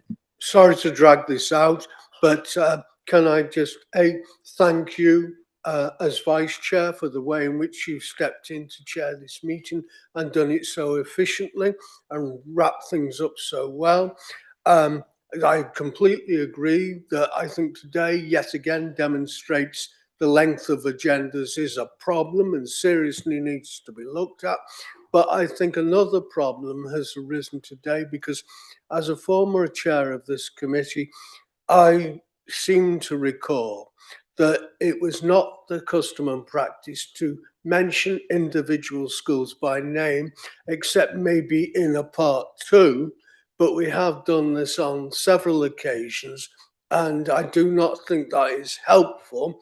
And I would hope that in future meetings, we can revert to the previous practice of not mentioning individual schools by name. Thank you, Councillor Healy. That was something that concerned me, particularly, you know, if the press are listening this afternoon, and I think it is something we will be looking at. Thanks for your kind words, and thanks to everybody for putting up with my somewhat croaky voice as I had a bad throat. As my husband said this morning, you sound exactly like Marlena Dietrich. I only wish I would. I only wish I did, because then I'd be a successful chanteur. So thanks to all of you and a safe journey home.